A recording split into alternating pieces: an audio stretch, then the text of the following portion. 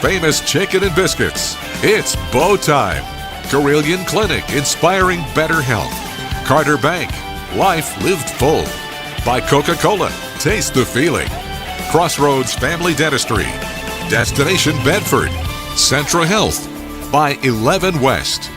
Foster Fuels, providing reliable service for 100 years. Frank Good Builders. By Freedom First Credit Union. Start banking for good with Freedom First today. Gentry Lock Attorneys. By The Good Feet Store. By Haley's Appliance and Outdoors. And by Ironclad Coffee Roasters, craft roasted in Richmond, Virginia.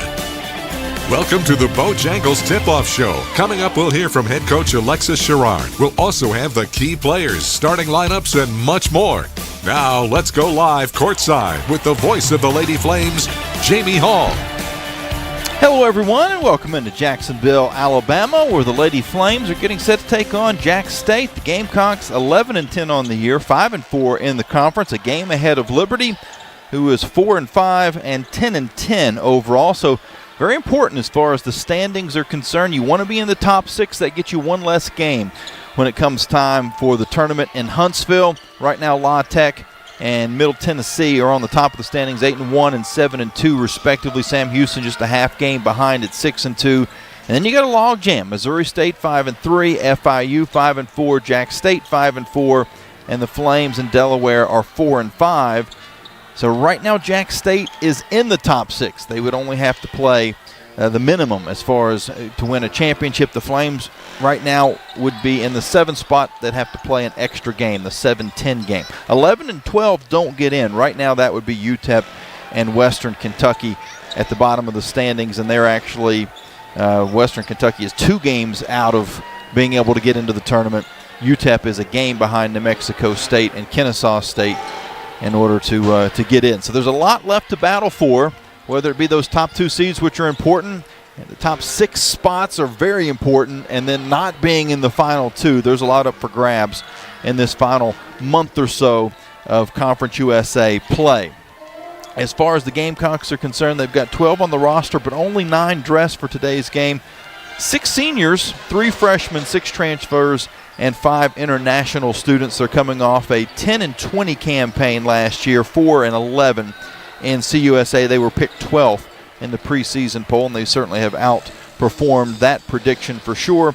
They have lost their last 2 games, though, both on the road at Sam Houston, 70-51. The key in that game was Coach Petrie actually got ejected. Rick Petrie, the head coach, late in the ball game.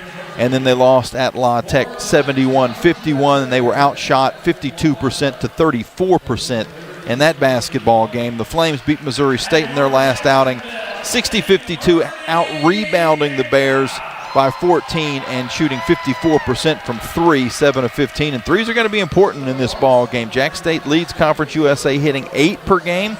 The Flames are 27th in the country and first in the conference, shooting 35.6% from outside the arc, and the Flames hit 7.1 per contest. So expect to see it lit up from outside for sure. Our Abbott Retirement Keys podcast, Keys to the Game. You can find the Retirement Key podcast on Apple or Spotify. Is rebounding. Both these teams rebound the ball extremely well. Whoever comes out ahead, I'm sure, is going to be in line to win this game, as the Flames are a +8 and Jax State are a +4.2. Our Foster Fuels Who's Hot, Efi Nawabi, her second double-double of her career. She had that against Missouri State, 11 points and 10 rebounds. And the series recap, this is the 8th meeting between these teams. The Flames are 5-2. They've won 3 in a row, including last season in this building, and it's the only road win for either of these schools against each other in that 7-game stream. We'll take a timeout. When we come back, we'll get the thoughts of head coach Alexis Sherrard. The Lady Flames taking on Jax State just after the bottom of the hour here on the Liberty Flames Sports Network from Van Wagner, presented by Abish Financial Services. It's bow time. Carolina legends aren't born, they're handmade, only in Bo's Real Southern Kitchen. It all starts with fresh, never frozen chicken marinated for 24 hours in a flavor-packed blend of bold Southern seasonings. Then we hand bread and fry it to crispy, juicy, mouth-watering perfection. That's not just any chicken, that's the Carolina legend. Order some Bojangles and taste what everyone's been craving since 1977. It's Bo time. At Carter Bank, we believe life is best lived full of opportunities and dreams, of goals achieved and promises kept. We've been creating opportunities for more people and businesses to prosper since 1974. That means great local lending, convenient access to your money, accounts and guidance that make it easier to get more done. We are Carter Bank, the preferred community bank of Liberty Flames Athletics. Visit carterbank.com to learn more. Member FDIC, Equal Opportunity Lender. Hey, Flames fans, Gentry Lock is fired up to join in the excitement this season. Gentry Lock Attorneys knows it's all about preparation, precise teamwork, and a competitive spirit for the hard-fought wins. We've got that down. With our fierce drive to succeed, uncommon thinking, and extensive resources, Gentry Lock helps businesses thrive. We are downtown at 801 Main Street, and we serve the Commonwealth and beyond with offices in Roanoke, Richmond, and Norfolk. All the ways Gentry Lock can help clients succeed is waiting for you at gentrylock.com.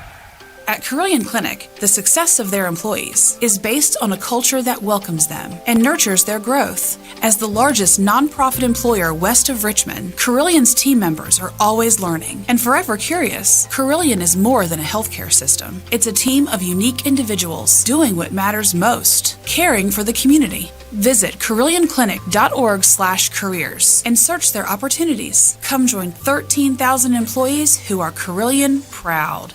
Game day isn't the only adventure. Find yours in Bedford, Virginia. Just down the road, but a world away. Explore seasonal events, cruise the Blue Ridge Parkway, or hike the peaks of Otter. Enjoy outdoor fun at Smith Mountain Lake or play world-class disc golf. Home to the National D-Day Memorial and packed with small-town charm. Bedford has it all. Plan your visit and see the event calendar at destinationbedfordva.com. That's destinationbedfordva.com. You're listening to Lady Flames basketball from Van Wagner on the Liberty Flames Sports Network, presented by Amish Financial Services. We're walking you up to game time with the Bojangles Tip-Off Show. Pre-game coverage continues now with the thoughts of Lady Flames head coach Alexis Sherrard, presented by Rogers Heating. Well, Coach, it's on the road again, but we've talked about your ladies, and they kind of like these road trips. Jax State's a tough place to play. It's always traditionally been that, regardless of which conference they're in. Now, Conference USA. And Coach Petrie does a good job of making it difficult on his opponents, but it seems like your group is ready to roll. Yeah, I mean, we've had a good couple of days of preparation, coming off a good win, just trying to see if we can duplicate it, stay consistent with our standard of how we play, the level of intensity that it takes that we talk about to be successful in this conference. So I'll be curious to see how the ladies respond after a win, knowing what we have to do, evidence that we are capable of doing it. Now we just have to duplicate it and do it again. Speaking of that win, the game against Missouri State, you go back and you look at the film on that. What were the things that worked well in that game? And sometimes it's just as simple as shots falling that didn't fall the night before, 2 nights before? Well, we don't really focus on the offense because, you know, some nights the ball's going to go in on a good shot. Some nights the ball's not going to go in with the same exact good execution on offense. So from Thursday to Saturday, or was it Friday to Sunday? I think it was actually Thursday to Saturday. Okay. Yeah, we've had so many weather adjustments. Yeah. So there was a big disparity just on the defensive end. Bottom help, straight line drives were limited. We had a couple of charges. So, you know, we're just trying to get to that point where the teammates are trusting each other. They're in the right spot on the floor, obviously protecting the paint, and then limiting them to 1 shot per possession and finishing the possession with a rebound. So definitely the defensive end from Saturday to Thursday was the biggest difference for our success. Now, you actually were right, because that was the Missouri State FIU couldn't get into town. It was Friday to Sunday. Okay. I tell you, we're this season. I don't know. It's hard to believe that we're already talking about only one more road trip after this. You got this road swing with Jax State and Kennesaw State, and then you go to Missouri State and FIU, and everything else is either at home or the conference tournament. Right. Has it gone by as fast for you as it has for me? It has. This is my first year, obviously, at the helm, and it has flown by. But it's been great. It's been exciting. Like I said, I love this group of young ladies. I wouldn't want to coach anyone else in the country. They've been a joy, and we're still learning to win. So, but we just got to minimize the inconsistencies, and I think we're heading in the right direction. This Gamecock team was picked to finish last, and again, we've also talked about the fact that these preseason polls are getting to be more and more useless. But they were picked at the bottom, and they have put themselves right now that they would be in that upper half of the conference. What has Coach Petrie done that has exceeded those expectations? Well, he has good players. I mean, everyone in this conference has good players and sort of a unique style. They play a 5-out. Their post players are their leading scorers. Their post players shoot threes. So obviously that's going to give opposing teams, post players, difficult assignments because usually the post players are defending inside, protecting the paint, banging on the block. But most of his post players, just 4 and 5, Maya and Brooklyn, they're both shooting threes, driving, playing the game downhill. So I'm sure that gives a lot of teams, opposing teams, post players specifically, problems on the defensive end. So he does a great job. He's an intense coach. I love when he starts ripping off his jacket and throwing it into to his seat. So hopefully he's ripping off his jacket because he's frustrated because we're playing well. Well, you mentioned the playing 5-out. How does that affect someone? Well, certainly Emmy Stout because she's usually down on the low block, but even Efi, who has done a really good job in her return of protecting the rim. When a guard gets past, they've got to also get past her helping out. I'm very, very pleased with our 4s and 5s, just with the ability to, we call it emergency switch. Sometimes we're switching as part of the defensive game plan, and then sometimes we're just an emergency switch because a guard got beat. And I'm very pleased with the way our 4s and 5s have been able to move their feet, contain the basketball, and even protect the rim, when people are playing downhill. Efi obviously is a pretty good shot blocker. Emmy has long arms, pretty good shot blocker. So their lateral mobility has been pleasantly surprised. And, we can switch 1 through 4, we can switch 1 through 5. And those post players have done an excellent job just being able to contain guards, especially when they're going downhill off of a switch. Well, speaking of Efi, and we talked about her coming back from injury, how about the overall Ortho Virginia injury report? Thank God we are back full throttle here. Everyone's healthy. We had one player a little with flu-like symptoms, but she'll be available to play tonight. So, this time of year, everyone has bumps and bruises and injuries. It's just a matter of how you maintain it, how you manage it. So, but we are. Everyone should be ready to go tonight. Yeah, you're right about those bumps and bruises. You pat me in the right spot on my back, and I'll show you that I've got a bump and a bruise, too, between all the snow shoveling and slipping and sliding and falling on the ice. Yeah, there's a lot going on right now. Well, Coach, we wish you the best, and we'll talk to you afterwards. Okay, thank you, Jamie. That's head coach Alexis Sherrard. We'll be back with a relevant law tip right after this here on the Liberty Flame Sports Network from Van Wagner, presented by Abish Financial Services.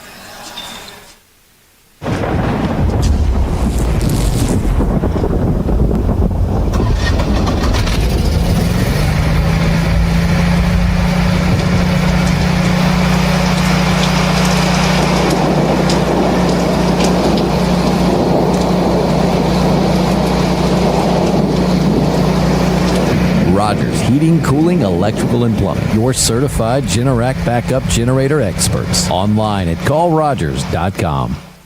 Thousands of our teammates make and deliver 300 of the world's best brands and flavors. Locally. From the heartland to the coast, in big cities and small towns. Our products are moving, and our trucks are rolling. We share a passion and a purpose, and we love to refresh and serve our communities. We are Coca-Cola Consolidated, your local bottler. Frank Good Builders is a proud supporter of the Liberty Flames. Frank Good Builders and its partners design and build beautiful custom homes in the Lynchburg and the surrounding areas. From designing a plan to picking out fixtures, Frank Good Builders works with you to design and build your truly custom dream home. Frank Good Builders can be reached at 434-222-8255 238-3710 or frankgoodbuilders.com. The light from a star can take millions of years to reach Earth. So when you look at a star, you're looking back in time. But I see the future. I see exploration and courage. I see my country finding new horizons out there. And I see giant leaps making a comeback. I see myself. The future is where I'll make history. This message is brought to you by the United States Space Force. More information is available at spaceforce.mil. Turn up the heat. Foster Fuels is a proud partner of Liberty Athletics. Fostering warm moments for 100 years, Foster has been providing exceptional propane and gas services throughout Central Virginia and surrounding areas. From propane to fireplaces and tank installs to tankless water heaters, Foster does it all. Visit fosterfuels.com or download the app to order fuel, pay your bill, and more. Get the customer service you deserve and turn up the heat with Foster Fuels and the Liberty Flames. This broadcast of Liberty University Athletics is authorized under rights granted by Liberty University to Van Wagner Sports and Entertainment and is intended solely for the entertainment of our listening audience. The accounts, descriptions, and broadcasts may not be transmitted in any form without the express written consent of Van Wagner Sports and Entertainment and Liberty University Athletics. The announcers are selected by the Liberty Flames Sports Network and approved by Van Wagner Sports and Entertainment. It's time for Liberty Lady Flames basketball. Mills for three. Boom! Avery Mills from downtown. Athene hesitates, penetrates, puts it off the bank and in. Your defending Conference USA champions. Daughter gets the rebound, dribbles it up court. Time expires. The Lady Flames win.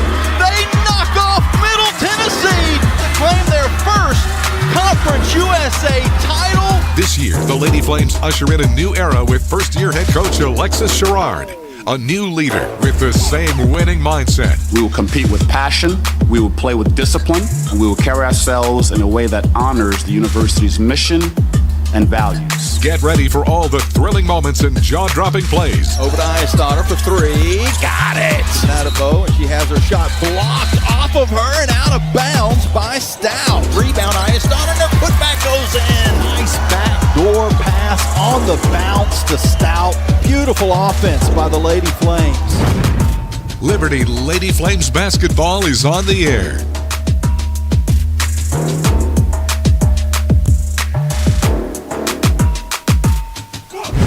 It's game time.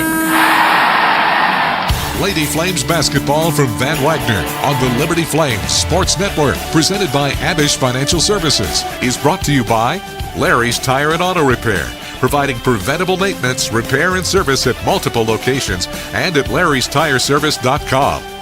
By the Liberty Bookstore, the official online store of Liberty Athletics. Lynchburg Nissan. By Peary Family Dentistry. Rogers Heating and Cooling, servicing Greater Lynchburg's HVAC and electrical needs. Segra, offering customized business technology solutions. Learn more at segra.com. By the United States Space Force. And by Thompson Brooks Insurance, planning today for tomorrow. Now let's go courtside for the call of the game. Welcome back into Jacksonville, Alabama, the Lady Flames and the Gamecocks. And a very crucial game in the standings in Conference USA. The Flames are one game behind as far as getting into the number 6 spot, which would have you playing one less game in the conference tournament. So a lot to play for sure. And when Liberty suits up on Saturday, they play a Kennesaw State game that right now is one game behind them in the standings. So everybody's fighting to try to solidify their spot in the tournament and then also get into the top 6, which is certainly advantageous. Starting lineups are being announced. First for JAX State, they're 11-10 on the year, 5-4 inside of Conference USA. And if you haven't already figured it out on the broadcast, it is loud in this building. The band is in the section behind the basket on the end of the court. The Flames bench is located, as you would expect, and the acoustics in here just make it deafening at times. Rick Petrie is the head coach of JAX State. He is in his 13th season here, 26th season overall. and he will start Eden Sample, who wears number 1, a 5'10 redshirt senior from Sewanee, Georgia, by way of Old Dominion. She's averaging 7 points per game. Michaela Hobdy is number 15, a 5'6 junior from Troy, Alabama. She started off at Shelton State Community College. She's averaging 8.5 points a game, 5 boards. Maya Barnes is 22. She is 6 foot tall, senior from Montgomery, Alabama. She also started at Shelton State Community College. Barnes had 16 points and 9 rebounds against La Tech. She's averaging a team-high 11.5 points a game and a team-high 8.5 rebounds. Adriana Jones is number 23, a 5'6 senior from New Bern, Alabama. Started at Troy, second leading scorer, 10.1 a game. Best free throw shooter on the squad as well at 79%. Brooklyn McDaniel wears 32, a 5'11 senior from Heflin, Alabama. 9 points and just under 5 rebounds for McDaniel. For the Lady Flames, under their head coach Alexis Sherrard in his first season, they're 10-10, 4-5 in Conference USA. They'll start Avery Mills. She's number 1, 5'9", sophomore from Lynchburg, Virginia, LCA grad. She's 13th in the country, making 3 3-pointers per game. She had 11 points in the game in this building last year, is the Flames' leading scorer, hitting 15.1 points a game, and as a 2, not a bad average on the rebounds as well, 4.6. Jacayla Thompson continues to be in the starting lineup. She wears number 3, 5'8 junior from Louisville, Kentucky, started at Boston College. She's averaging a little over 5 points and 3 rebounds a game, has a 48-37 assist to turnover ratio on the year. Ife Nwabi is number 6, 6'2 redshirt freshman from Calgary, Alberta, Canada. She had a career high, well, not a career high, but a double-double in that game against Missouri State. 11 points and 10 rebounds. She is second in Conference USA, averaging 9.6 boards a game, 8 points.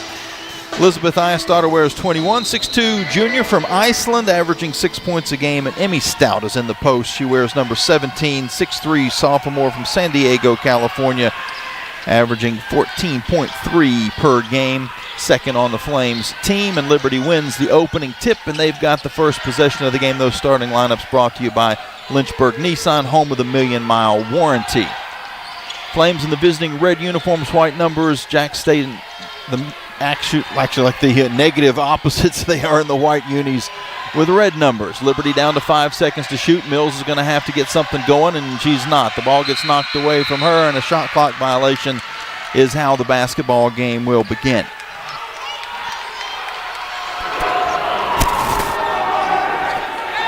And in talking about how loud this building is,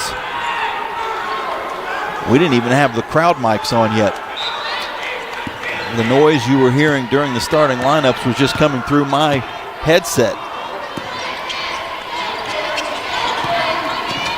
Flames on defense on this for this first time, and McDaniel will drive towards the basket. She's defended by Stout, misses the shot, and Liberty gets the board. Flames now trying to get the scoring underway. We're about a minute in.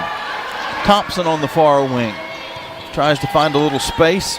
Comes near side to Nwabi. Nwabi's going to try a 3. Boom! Ife Nwabi from 3rd Street. And the Flames lead 3-0. That 3-pointer brought to you by Haley's Appliance and Outdoor.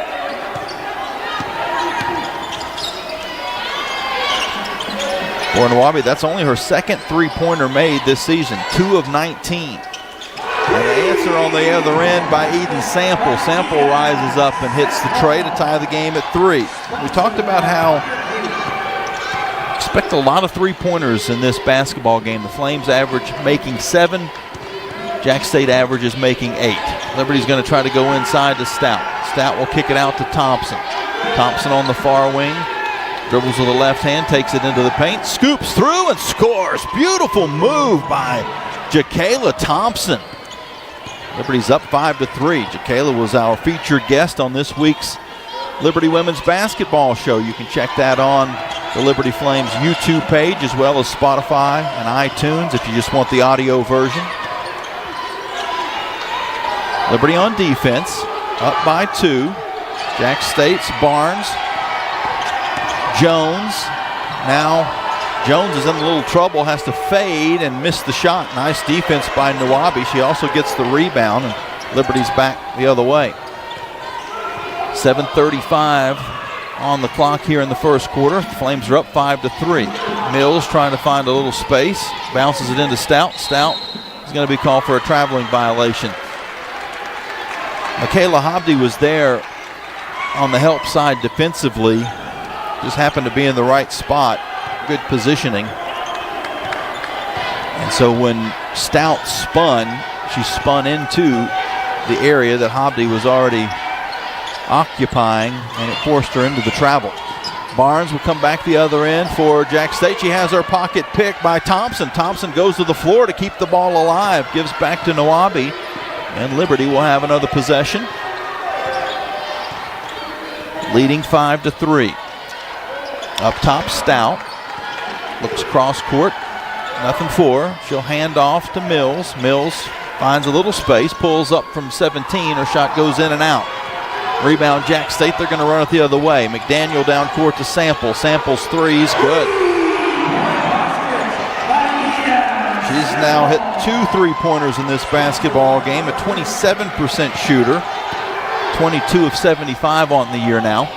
Flames back down court. Nawabi in the corner. Her jumper's off the mark. Stout gets the rebound. Kicks out to Mills. Mills on the near wing to Eyestader. Eyestader's going to go along the baseline and then give to Stout. Stout's jumper is in and out, but Nawabi gets the rebound. She goes back up with the left hand and scores. Liberty leads 7-6. That 1-point Jax State lead a moment ago was their first lead of the ball game. Liberty's been up by as many as 3. Gamecocks on offense. Hobdy drives, kicks to McDaniel. McDaniel's 3-pointer pops out, and Nawabi gets the rebound for Liberty. Cross half court is Mills. Mills crosses it over, gets some space, fires the 3. Boom! Avery Mills with the globetrotter dribble to find the space she needed to score. Excellent offense by Liberty. They lead 10-6. McDaniel will work her way down on the low block. Nothing there, so she retreats back outside the arc. Comes near wing to Hobdy. Hobdy with Nawabi on her, dips into the paint, missed the shot, and Eyestader got the rebound.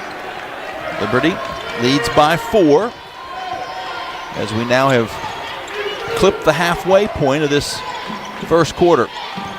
We'll have a media timeout, the next dead ball. Mills at the top of the arc, gives inside to Stout. Stout drives to the hoop, missed the shot, tried to tip her on rebound, but it goes to Sample, and Sample will bring it across half court for Jax State. Into the paint to McDaniel. McDaniel will then try to pass underneath to, I believe, Sample. First, a foul was called, though, on Liberty. The first foul called in the ball game, which will bring us to a media timeout. Liberty leads 10-6. And the foul, I believe, was whistled against Stout, but let's double check that before we throw it to a break. Gives me an opportunity to tell you that the Flames are shooting 50% from the field to begin the game, 4 of 8, and 2 of 2 from 3. Jax State 33%, but 2 of 3 from 3. It was actually Nawabi who picked up the personal foul, her first. So we'll take a break as well.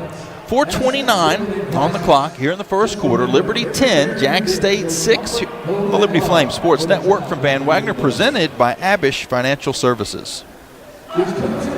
Every great athlete knows the final minutes of the game are where champions are made. Whether it's the last inning, the fourth quarter, or overtime, every move counts. One smart play can seal the win, and one mistake could cost it all. Fumble! The same can be said for retirement. I'm Abe Abish, founder of Abish Financial Services. Those last 5 to 10 years before you retire, that's your final stretch. At Abish Financial, we can help build a game plan for taxes, healthcare, and income for the years ahead. Call us for your customized retirement playbook, 571-406-4600. 571-446-4411. If you're over 59 and have $500,000 or more of investable assets, we can create your plan complimentary. 571-406-4411 or visit abishfinancial.com. Investment advisory services offered through Abish Financial Wealth Management, LLC, a registered investment advisor firm. Insurance services offered through Abish Financial Services, Inc., licensed in Virginia. John Barkley loves Tuesday nights with his pals. You guys ever seen a perfect game? Here we go. A night when scores made aren't nearly as important as friendships kept. Get out your phones. Gonna be epic. So he doesn't miss a night. John counts on Sentra to keep him healthy and at his best. Perfection begins now. Start your video. Delete your video. Like and share. Sentra, caring about folks like John. Now back to Lady Flames basketball from Van Wagner on the Liberty Flames Sports Network, presented by Abish Financial Services. 4:29 here in this first quarter. Liberty is on top of Jax State 10-6. I'm sorry, I got a little. Those that are just listening on the audio, you're going to have no clue why I'm laughing right now. Had to make a couple of adjustments, move some things around. When I came back, I looked at the, for those that are on YouTube and Facebook, now all of a sudden I look like I'm about 3 feet tall. See if we can't readjust that a little bit. There we go. Appreciate you tuning in, whether it be on the video streams or on the app, libertyflames.com as well. LU's on defense as the inbound pass is flicked out in the near side corner to Hobdy. Her three-pointer's off the mark, but an offensive rebound pulled in. And a second chance opportunity for Jones is good. She hits a baseline jumper for 2. It's now 10-8. Liberty with the lead in the basketball.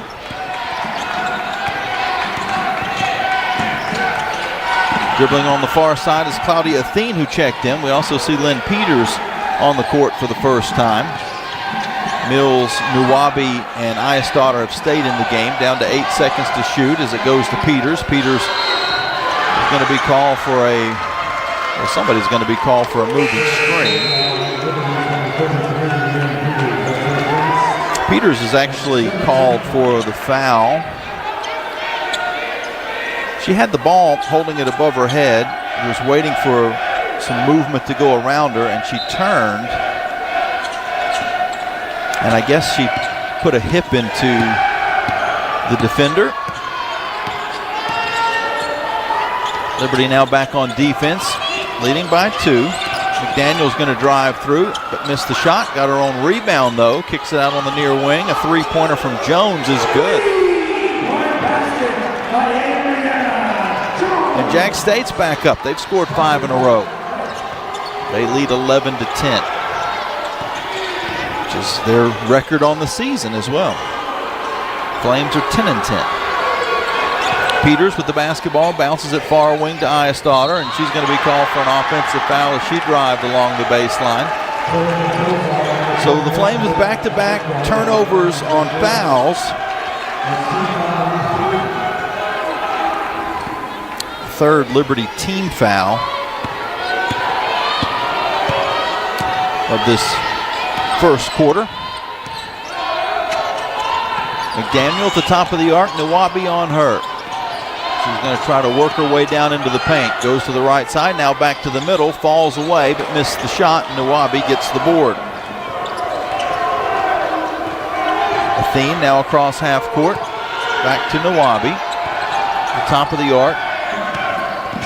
Emma Leon checked in during that last foul. She's going to drive the baseline, floats it up, but missed the shot, and going to be called for an offensive foul again. So 3 straight possessions that the Flames have been called for an offensive foul.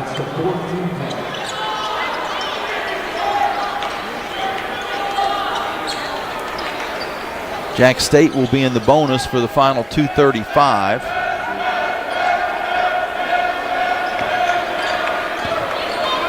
They've got the basketball and a 1-point lead.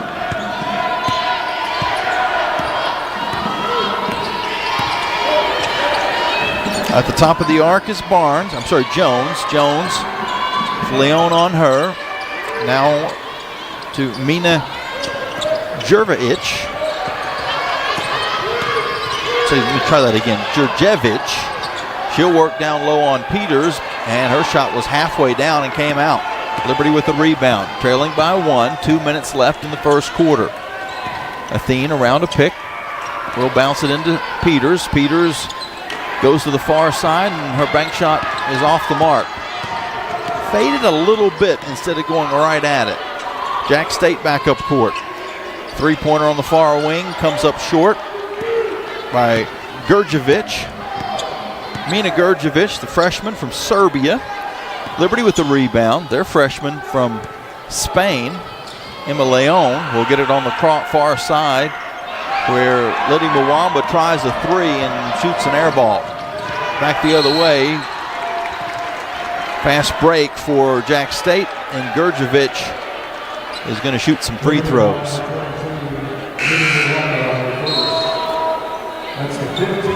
Mwamba picks up the personal foul. Flames haven't scored in a little over 4 minutes. After the media timeout, they were leading 10-6, and they currently trail 11-10, and a chance for Jurjevic to add to that at the free throw line, where she is a 70% free throw shooter. She hits the first.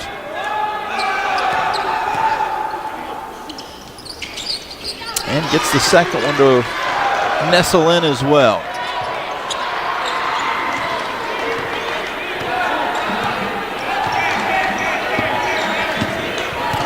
Liberty on offense, now trailing by 3. Largest deficit of the game so far for the Flames. Peters is going to hand off to Thompson, but first she is fouled by Sample as she busted through the screen. First foul called against Jax State with a minute 11 to go in the first quarter. Flames Thompson will inbound to Mwamba. Back to Thompson. Thompson gives back to Mwamba. Mwamba's going to drive in and miss the shot. Rebound to Barnes. Barnes up to Thornsberry, who also has just now come into the game, to Jurjevic. He missed the shot, but 3 Flames just let it trickle between them, and it gets back to Jurjevic. Now on the far wing, a three-pointer is good by Barnes. And that one is going to bug Coach Alexis Sherrard. These Flames had gotten the stop, just needed to pick up the rebound, and 3 red shirts couldn't do it. Liberty with 24 seconds to go in the quarter, 12 on the shot clock. Nice over-the-head pass, but it actually deflects out to Leon. Leon's going to have to step back for a 3. Her shot's off the mark. Thompson goes to the floor to get the rebound, and then it eventually trickles further down into the paint with 4 seconds to go. Jax State picks up the basketball. They get it across half court. A 3 at the buzzer is off to the right. A sluggish finish for the Lady Flames in this first quarter. After leading 10-6, a 10-0 run by Jax State gives them a 16-10 lead. As we head to the second period, it will be Gamecock basketball when we return with the Carter Bank & Trust Game at a Glance after this here on the Liberty Flames Sports Network from Van Wagner, presented by Abish Financial Services. Freedom First has been in business since 1956. What's important is how we've been doing business since 1956. Since day one, we have been accountable to our members, not stockholders. We make loans that cost less, offer savings plans that pay more, and give back to our community, and that hasn't changed. What has changed is our ability to serve you with more locations and more technology to simplify your financial life. Freedom First. It's a place where anyone in our region can bank for good. Are your feet preventing you from living life? Hi, I'm Jonathan Cotton, and you may have heard my Good Feet story, how I love my arch support so much that I bought the store. Since then, thousands of customers have found relief from foot, knee, and back pain. I love to hear their stories of walking, running, and just enjoying their new life pain-free. Don't let foot, knee, or back pain keep you from living the life you love. Come into the Good Feet store for your free fitting and test walk.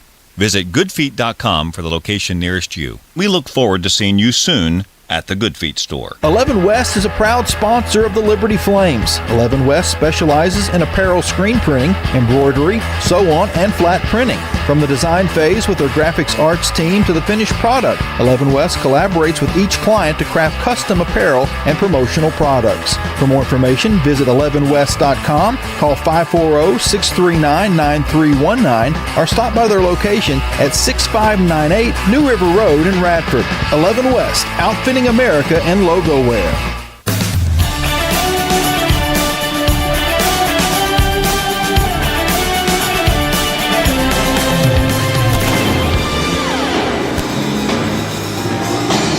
(16-10) Jax State with the lead after going on a 10-0 run to end the first quarter. Flames missed their last 5 field goals. Had 3 turnovers as well during a 5-minute and 37-second scoring drought. Liberty had led this game 10-6 before that run. Flames shooting percentage has fallen down to 33%. They began the game 4 of 8, have missed their last 4 baskets. Actually, have missed their last 5 baskets. But they were 4 and 8 at one point. They were actually also 4 and 7. 4 of 7. 2 of 4 from 3. Jax State also shooting 33%. But 5 of 15, they've gotten 3 more shots because of a 5-1 turnover edge. Rebounding is even at 9 apiece. Liberty on defense as we start the second. Driving towards the basket is Sanchez Ponce. Her shot comes up short. Maria Sanchez Ponce, the senior from Spain, in for the first time. Flames on offense. Thompson up top to Mills. Liberty has the starting unit back out on the court as Mills will drive to the hoop and score on the left side. Avery breaks the 10-0 run and gets the Flames within 4. Sanchez Ponce will drive through and then float a shot that comes up short. She's going to be called for a rebounding foul. That may have evened out. It looked like she traveled on her way to the basket. Although if you ask her, she would rather have the travel than the foul called. Liberty's Nuwabi will inbound to Thompson. Stout, Eistotter, and Mills awaiting as Thompson brings it across half court and sets up the play. She dribbles on top of the Gamecock logo that's in a different wood grain as the pass will go inside to Stout, and Stout muscles a shot in. Hard bank shot goes through. Liberty now with 4 straight points of their own. They've cut it down to 2. On the far side for Jax State, Sample will drive and kick. It eventually comes around to the top of the arc to Sanchez Ponce, and her three-pointer is good. She's a 32% shooter on the year, has hit 18. And Jax State, a hot start, 4 of 7 from downtown. They shoot a lot of threes, they hit a lot of threes, but they don't shoot a particularly high percentage as the Flames come back down court. And Avery Mills will pull up from 15 and hit.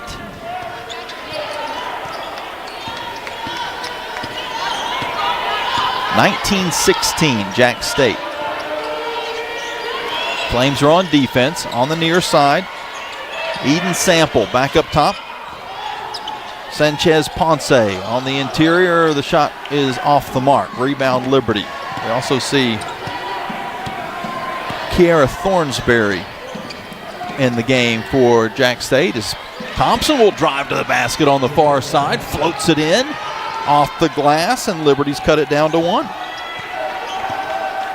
19-18.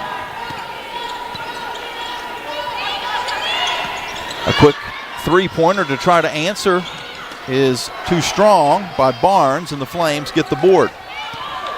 Liberty a chance to retake the lead after trailing by as many as 6. Mills is going to try a three from the top of the arc. Had space, but the shot pops out. And Jax State gets the rebound. Back the other end, Thornsberry. To the top of the arc, Barnes. Barnes going to drive and then kick far side. Gurjevich in the middle. Thornsberry, far corner to Ponce.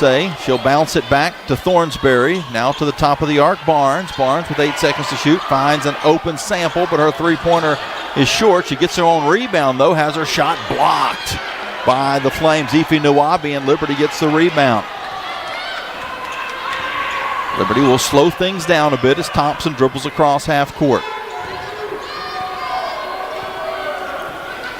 Keeps it on the bounce in front of the Jax State bench. Spins to the near side and gives over to Mills. Mills dumps it down low to Nawabi, and Nawabi drives to the court, to the basket, and scores. Flames lead 20-19. Liberty on a 6-0 run. Jax State hasn't scored in about 2.5 minutes. Gamecocks, Thornsberry up top to Sample. She's looking postward, nothing there, so she'll drive and then will be fouled by Thompson.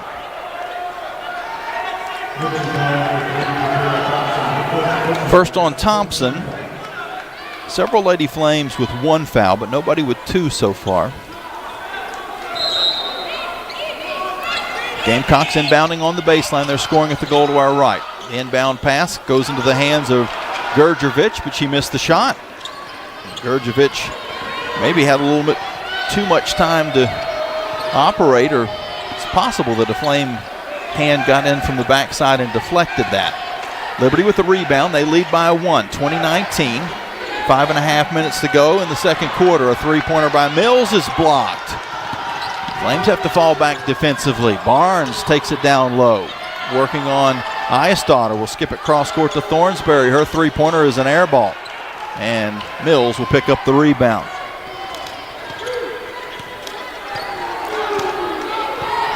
Avery will dribble across half court and give over to Thompson.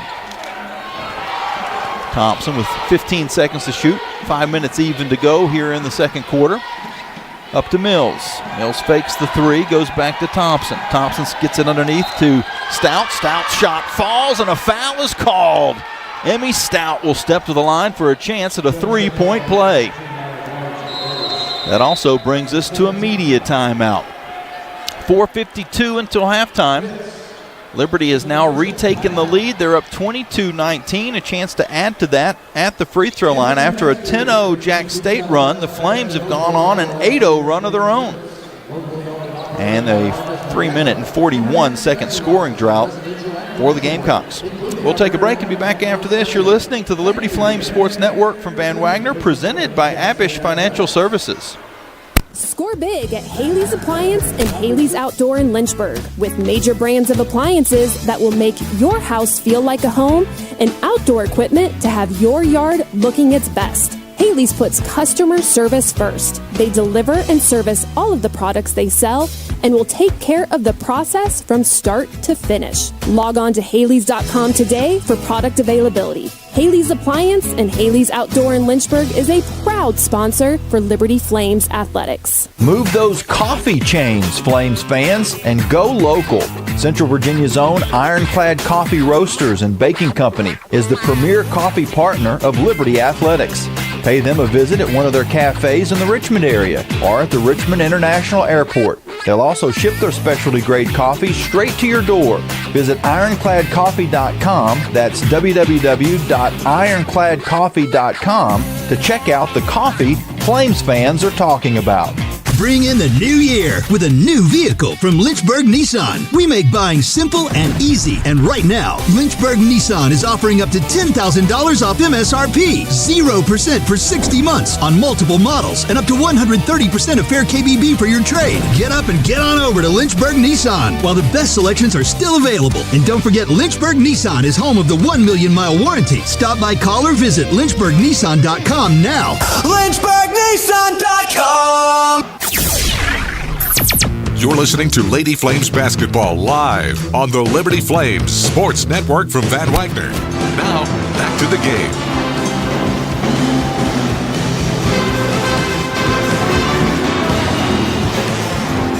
Jax State Pep Band playing us back from break. I don't know if that's the Foxy Brown version or the old school version that I can't even tell you who that was a cover of. Do a little bit of research. Speaking of research, as far as this building is concerned, Pete Matthews Coliseum was built in 1974.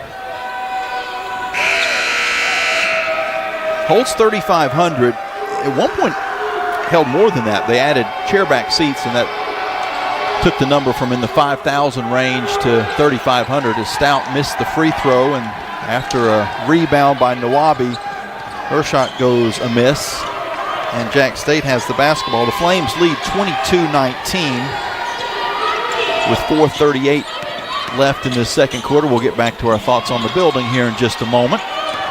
As Sanchez Ponce will kick onto the near wing. A three-pointer from Gurjevic is off the mark, but an offensive board by Sanchez Ponce. Back on the far wing to Barnes. Barnes spins down low and then kicks back to Gurjevic, and her three-pointer this time is good. That ends the 8-0 Liberty run. And ties the game up at 22 apiece with 4 minutes until halftime. Claudia Athene has come back into the game, as has Emma Leon. Athene will drive on the left side. No one picked her up, and she scores. It looked like a couple of Jax State players kind of picked each other. Liberty leads 24-22. First points of the game for Athene. Liberty's leading scorers are Nawabi and Mills with 7. Jax State back the other end. Driving to the hoop is Barnes, and she's fouled by Nawabi, which will be her second personal foul. Sample 6 leads Jax State.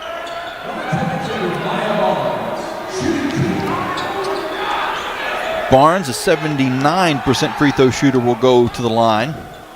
Jax State shoots 70% as a team. Flames opponents this season shoot 76%. The first free throw was in and out. Liberty shoots 67%. I know you can't defend the three, but that's just a really high number. In a game where shooting in the 70 percentile as a team is pretty good. I'd like to shoot probably about 72, 74%, but when your opponents are putting up 76 per night, that's rough. Flames go back on offense after 1 or 2 free throws were made. It's a 1-point game, 24-23. Liberty up. Peters missed a shot, and Jax State gets the rebound. 24-23 on the drive on the near side is Hobdy, and she scores to regain the lead for Jax State, 25-24. 2:50 on the clock until halftime. Mills is going to pull from just inside the arc. No, it was a three, and she hits. Avery Mills just behind the three-point line. 27-25 Liberty. Mills now in double figures with 10. An answer on the other end by Sanchez Ponce. And it's good. So we talked about how you should expect to hear some three-pointers fall in this basketball game, and that's been the case so far. Liberty back the other way. Athene will drive through, and she has her shot blocked, and then a foul called against Liberty. Athene was wanting a foul on the drive as she went through a couple of Jax State players to the basket. And after the rebound was pulled in by the Gamecocks, Peters picks up her second personal. A moment ago, Nawabi had 2, and so she checked out of the game. Now Peters comes out as well. Liberty down by 1. Jax State with the ball, 28-27. 2 minutes until halftime. Top of the arc is Hobdy. Sanchez Ponce. Now far wing Jones. Jones is going to drive and then retreat. Now drive again. Floats a shot up over the top, and we're going to get an offensive foul called against Jax State. The shot was in and out. Liberty had gotten the rebound. Late whistle, but Flames will take it. They're going to have the ball either way, but now a foul is called against Jax State. Their third of the quarter. They still have one to give. The Flames are over the limit. Liberty down by 1. Athene at the top of the arc. Comes near side to Thompson. Thompson in the corner to Leon. Now back up top to Thompson. Thompson. Eventually it goes down inside to Stout. Stout's left-handed shot is too strong, and Jax State gets the rebound. They're going to try to run it the other way. Hobdy bounces it outside to Gurjevic. Near side three-pointer by Ponce is off the mark, but another offensive rebound to Hobdy. 15 seconds to shoot. She'll scoop a pass out to Gurjevic. Her shot's off the mark, and Liberty gets the rebound. Athene across half court. She'll bounce it into Stout. Stout on the left side will score. Emmy Stout puts the Flames back up by 1. 29-28. 40 seconds until halftime. 20 on the shot clock. Jax State on the drive. They'll kick it near wing to McDaniel. McDaniel skips a pass across to Jones. Jones into the corner, and a three-pointer by Gurjevic is off the mark, but stealing the rebound away was Sanchez Ponce. Now taking it to the hoop on the near wing is Jones, and Jones scores. Another second chance opportunity for Jax State. They lead 30-29. Shot clock is off. The Flames can hold for the final attempt of the quarter. Thompson's going to try to drive in. Goes on the right wing, missed the shot. Got her own rebound. Her put back at the buzzer is good. Jakayla Thompson has a certain flair for the dramatic at the end of quarters. We saw her bank in a couple of three-pointers over the weekend at the end of the second and third quarters. And now at the end of this second quarter, she scoops up her own rebound, banks it home, and gives the Flames a 31-30 lead as we head to intermission. Don't go anywhere. We've got your Segra halftime show coming up. Back in the studio, Trey Lyle will take a look at our Frank Good Builders out-of-town scoreboard a little bit later on. Your Larry's Tire and Auto stat sheet. I'll give you a little bit of a preview to that. The Flames, 48%. Compared to Jax State's 31%.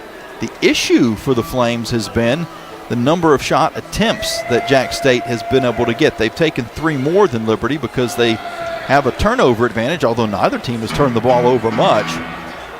The Flames with 5, Jax State with 2.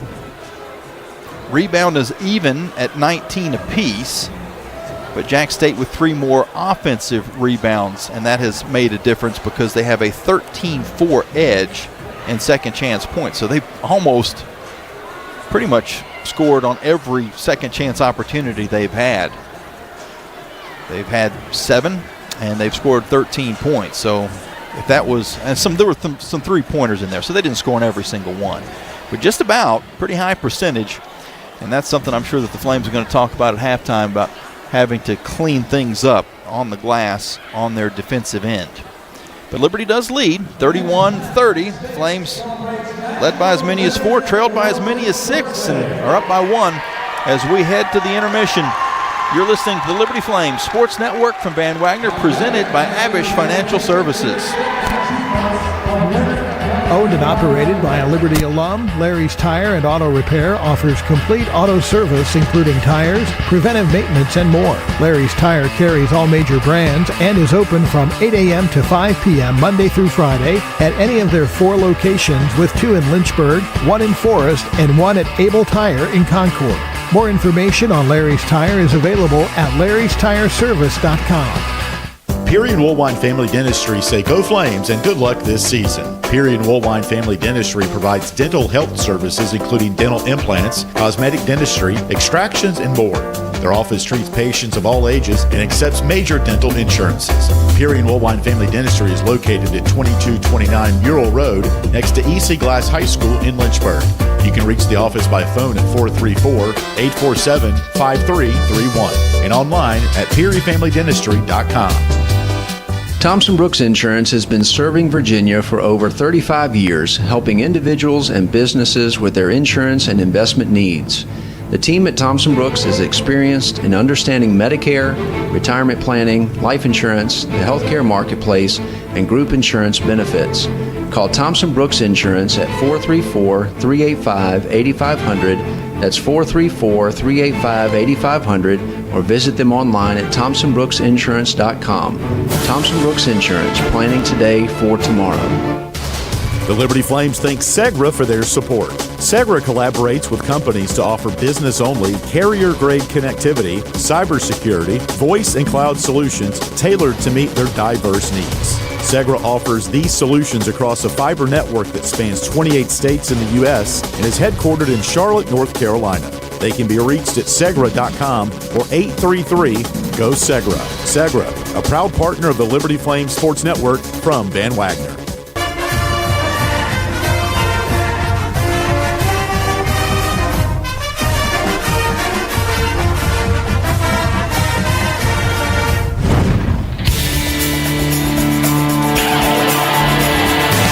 First half is history. Now it's time for the Lady Flames halftime report, powered by Segra. Segra offers customized business solutions. Learn more at Segra.com.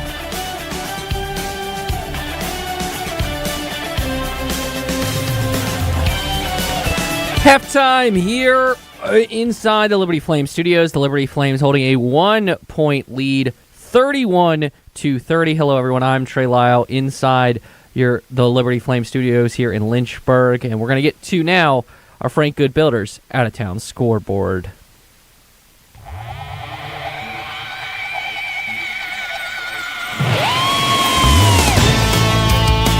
Starting on the women's side in Conference USA, lots of action going on right now, including FIU 49, Western Kentucky 36. Delaware with 4:52 left in the third quarter. 3:41 left in the third quarter. It's Kennesaw State up on Delaware 45-42. Halftime between Missouri State and Middle Tennessee. Missouri State holding a 3-point lead at the half. Just tipped off out in New Mexico. New Mexico State trailing Sam Houston 5-7 with 4:07 left, and one more game set to tip, about to tip off in about 45 minutes from now at 9 p.m. is Louisiana Tech taking on UTEP. As for the top 25 in women's college basketball, plenty of action tonight. Number 3, South Carolina 81, Mississippi State 35 with 3:53 left in that one. Number 19, Tennessee up by 3 against Georgia, 60-57. In the top 20 matchup in the ACC, 11-0 Duke, 11-0 Louisville, that's an ACC play, are currently battling it out with 3:10 left in the third quarter. Duke up 46-38. 2:43 left between two top 20 teams in the SEC as number 16 Kentucky leads Vandy, number 7 Vandy, 54-45. 1:28 left in the third quarter between Minnesota and number 10 Iowa. Minnesota looking for the upset. They're up 70-55 in the third quarter. Later on tonight, top 5 matchup also in the SEC as number 4 Texas hosts number 5 LSU. Top 25 matchup both in the SEC and the Big Ten as well. It's number 24 Washington hosts number 9 Ohio State, and number 21 Alabama hosts number 13 Ole Miss. All three of those games tip at 9. And one final for you in the top 25, number 25 North Carolina beats Clemson 53-44. As for the men's side in conference play, these games occurred on yesterday. There's only one game happening tonight in Conference USA. That's scheduled to tip at 9 p.m. as well, as Western Kentucky hosts Jacksonville State. But all this action was from Wednesday, as in overtime, FIU got the win 88-84 over Middle Tennessee. Sam Houston beats UTEP 70-66, and New Mexico State defeats Louisiana Tech 72-63. As for the top 25 tonight in men's college basketball, only one game featuring a ranked team. That's number 2 Michigan. They are throttling Penn State 95-54. 5:16 left in that one. Big game in the Big 12 between Cincinnati and West Virginia. Cincinnati leads 37-23 with 16:06 left in that one as well. When we come back, we'll update you about your Liberty Flames. They had a game last night against Delaware where they pulled it out with a really big second half. This is the Liberty Flames Sports Network from Van Wagner, presented by Abish Financial Services. The success of their employees is based on a culture that welcomes them and nurtures their growth. As the largest nonprofit employer west of Richmond, Carillion's team members are always learning and forever curious. Carillion is more than a healthcare system. It's a team of unique individuals doing what matters most, caring for the community. Visit CarillionClinic.org/careers and search their opportunities. Come join 13,000 employees who are Carillion proud. At Carter Bank, we believe life is best lived full of opportunities and dreams, of goals achieved and promises kept. We've been creating opportunities for more people and businesses to prosper since 1974. That means great local lending, convenient access to your money, accounts and guidance that make it easier to get more done. We are Carter Bank, the preferred community bank of Liberty Flames Athletics. Visit carterbank.com to learn more. Member FDIC, Equal Opportunity Lender. True Flame fans know where to shop to show their pride. Shop LibertyFlames.com. We're your one-stop shop for official Liberty Flames merchandise. Plus, all orders ship free. Go red, white, and blue and visit ShopLibertyFlames.com today. That's ShopLibertyFlames.com. ShopLibertyFlames.com is a proud sponsor of Liberty Athletics. For all your Liberty Flames apparel needs, visit ShopLibertyFlames.com today. You're listening to Lady Flames Basketball live from Van Wagner on the Liberty Flames Sports Network, presented by Abish Financial Services. Now back to the halftime report, powered by Segra. Game tied at 53. Right corner Matheny, back to Porter, up top Decker, back to Porter. 13 to shoot. Collin, teardrop, floater, counted and one! Below the Conference USA logo in the paint. Liberty back in front, 55-53. The big floater by CP. He's got 14. Bounce pass in the corner, Decker back to Cleveland. Cleveland to Decker, left wing three. Got it! Brett Decker Jr. puts Liberty up by 6 and a timeout on the deck. 6:33 left. Liberty a 9-0 run. They've hit their last 5 shots. Delaware the ball. Bliss, the dribble drive, left block. Offensive foul called on Christian Bliss. Wipe off the basket, and he is fouled out with 22 seconds left. As you heard last night on the Liberty Flames Sports Network, Alan York on the call. The Flames now 11-0 in conference play as they win 75-69. Colin Porter with another big game. He had 23 points, shooting 4 of 7 from 3.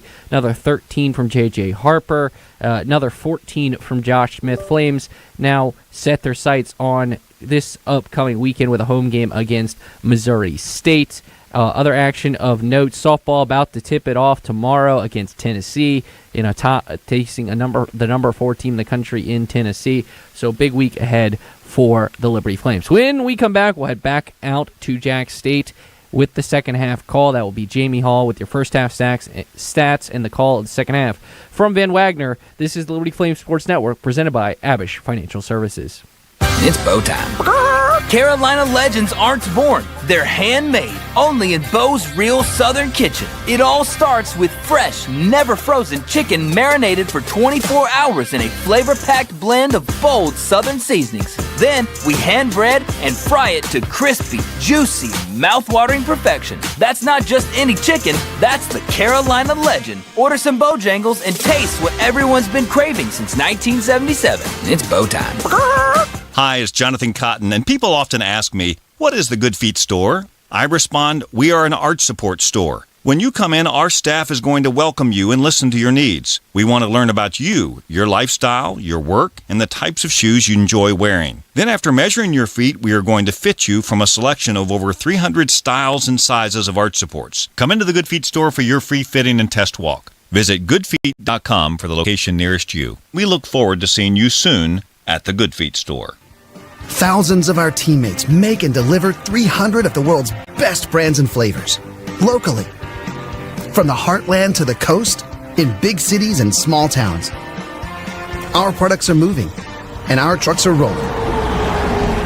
We share a passion and a purpose, and we love to refresh and serve our communities.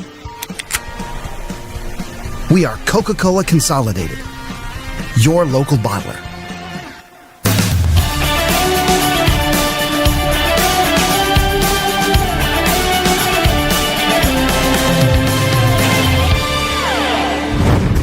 It's almost time for the second half.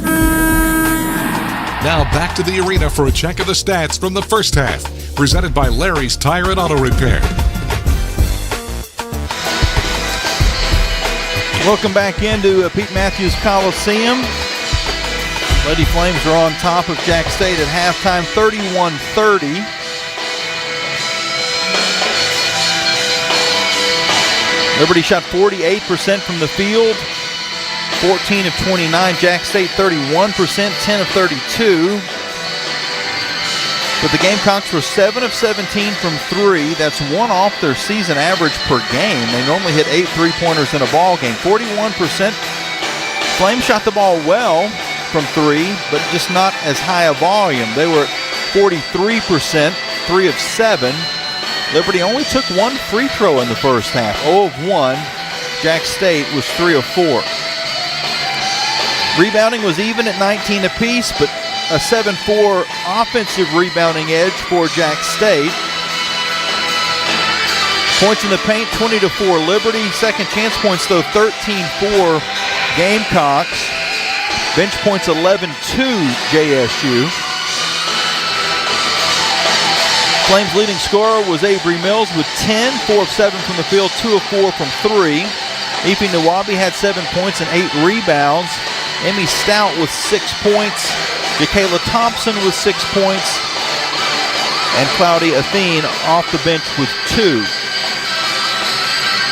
Adriana Jones, she led Jax State with 7 points. Maya Barnes had a team-high 8 rebounds to go along with her 4 points. Jax State had a 10-0 run. The Flames had an 8-0 run. At one point, the Gamecocks led by as many as 6. The Flames have been up by as many as 4. And Liberty currently leads by 1 as we await the beginning of the second half. Flames in the visiting red uniforms, white numbers, baby blue trim. Jax State in the home whites with red numbers and black trim. We were talking about this building. Pete Matthews Coliseum opened in 1974, holds 3,500 now, and did hold above 5,000 before they added chairback seats.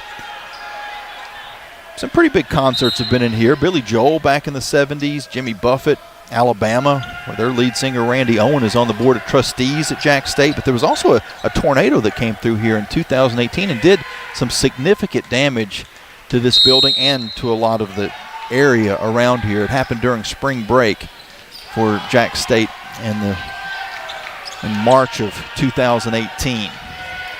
Liberty with the basketball as we're back underway. Jakayla Thompson will dribble on the far wing. Flames going to our right in the second half. Nawabi will go down low to Stout, and Stout has the ball taken away by Hobdy, who will bring it up court to Sample, and Sample will eventually get it around on the near wing to Jones. Jones down low to McDaniel. McDaniel an advantage as she's going up against Thompson. Missed the shot, got her own rebound, and then took it out of the paint for some reason. Now goes back in and draws a foul. She'll shoot 2 free throws. Maybe she thought she was in danger of a 3-second violation because she retreated outside when she, again, had height advantage. She's right at 6 feet. Thompson 5'8". Daniel's first free throw is good. She's a 70% shooter on the year, and that ties the ball game up at 31. Second one is off the mark, though, and Stout gets the rebound for Liberty. Flames come back the opposite end. Running the offense. It goes into Stout, and it's poked away and stolen again by Jax State. Back-to-back Liberty turnovers. After only 5 in the first half, 2 quick turnovers in the first minute of the second half. Hobdy on the near wing will come up top to Jones. Jones will drive and then kick outside to McDaniel. McDaniel has the ball knocked away. Fumbles it over, and the Flames have the ball up court to Mills. Mills for 3, too strong, and the rebound, though, to Stout, and she'll reset. To Eyestadter, she'll try a 3. Got it. Elizabeth Eyestadter from just in front of her team's bench puts Liberty up by 3. Jax State now on offense. McDaniel hands off to Sample. Sample will retreat back out and give the ball over to Barnes. Barnes to Sample, and Sample's three-pointer's off to the left. The Flames with the rebound as Nawabi pulls it in. Thompson across half court for the Lady Flames. Up top to Stout. Stout to Nawabi, and Nawabi will give it back to Eyestadter, but we're going to have a moving screen called against Stout. That'll be her second personal foul. Actually, PA announcer says it's her first. Let's double check that. Thought they had gotten her for one earlier, but no, that is her first foul. Thompson, Nawabi, and Peters each have 2 for the Flames. Nobody with more than 1 for Jax State.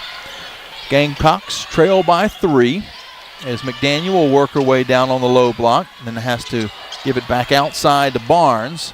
Barnes lobs to McDaniel. McDaniel draws a foul, but wave off the basket. No, not a foul on the Flames. It's an offensive foul that takes away 2 points. Avery Mills stepped in to draw the contact, and Liberty will get the ball back, leading 34-31. What a huge play in this basketball game. That goes Jax State's way. They've got a chance to tie it up. Now the Flames have a chance to extend on what is currently a 3-point lead. Mills on the far wing. Tries to find a little space. Fires a 3. Nails it. Avery Mills with 13. And the Flames now with their largest advantage of the game. They're up by 6. 37-31. 3 minutes into the third quarter. Trying to answer is Hobdy, and Hobdy hits a 3. And we talk about how many three-pointers this Jax State team hits. They average hitting 8 a game. They've already got 8 in this ball game, and we're just underway in the second half. But the percentage is what has been a major improvement for the Gamecocks in this game. As they steal the basketball, they come back the other way, and the Flames steal it right back. Mills is able to pick it off. She'll now slowly bring it across half court. Jax State is a squad. They shoot 31% from 3. That's pretty close to average. Maybe a tad above average. It's really close there, as we've got an offensive foul called against the Flames. Mills, as she drove and tried to kick it to Thompson. Liberty will turn it back over. The Flames lead is 3. So 31%, that's not bad, not good. It's right there in the middle of the pack. But in today's game, Jax State is shooting 42% on that 8 of 19. 6 minutes even to go here in the third quarter. Sample's going to try a 3, and she hits. And we're tied back up. Eden Sample makes it a 6-0 run for Jax State. 37-37. Liberty's Nawabi has her pocket picked, but she actually goes to the floor to bat it back outside to Thompson. So Liberty stays alive. Thompson inside to Stout, and Stout is able to spin to the right side and score. How about the hustle of Ife Nawabi to not allow that to be a turnover against her? Kept the play alive, got it to Stout, and Stout now with 8 in the game puts the Flames back up by 2. McDaniel with the basketball for Jax State.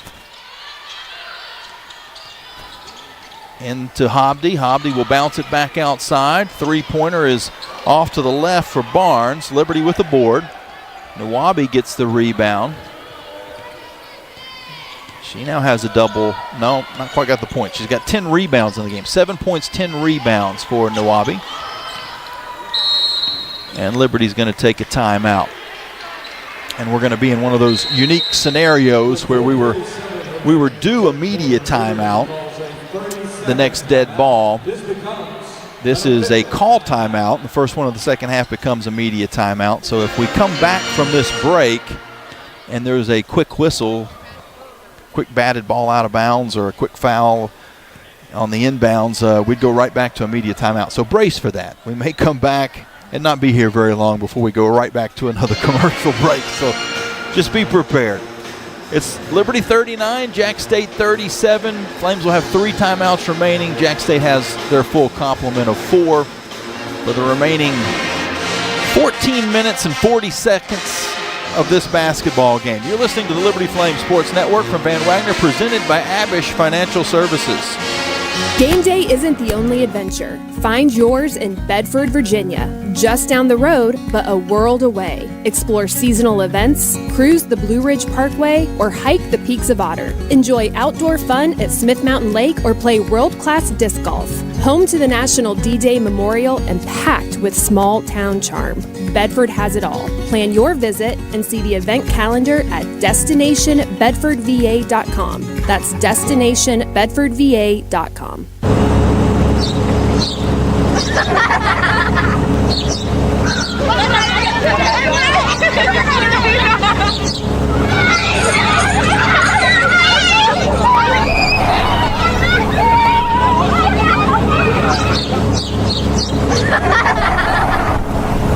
Rogers Heating, Cooling, Electrical, and Plumbing. Your local HVAC experts. Online at callrogers.com. Have you downloaded the Liberty Flames mobile app? If not, what are you waiting for? The Liberty Flames mobile app is your lifeline to Flames athletics. Get the latest news on your favorite teams. Find upcoming schedules. Buy and download tickets to the next game. Listen to podcasts and hear our online Liberty Flames Sports Network audio broadcasts. Takes a long three. Got it! From 30! And the Flames lead! It's all on the Liberty Flames mobile app. Download it for free from your mobile app store today. Now back to Lady Flames basketball from Van Wagner on the Liberty Flames Sports Network. Presented by Abish Financial Services.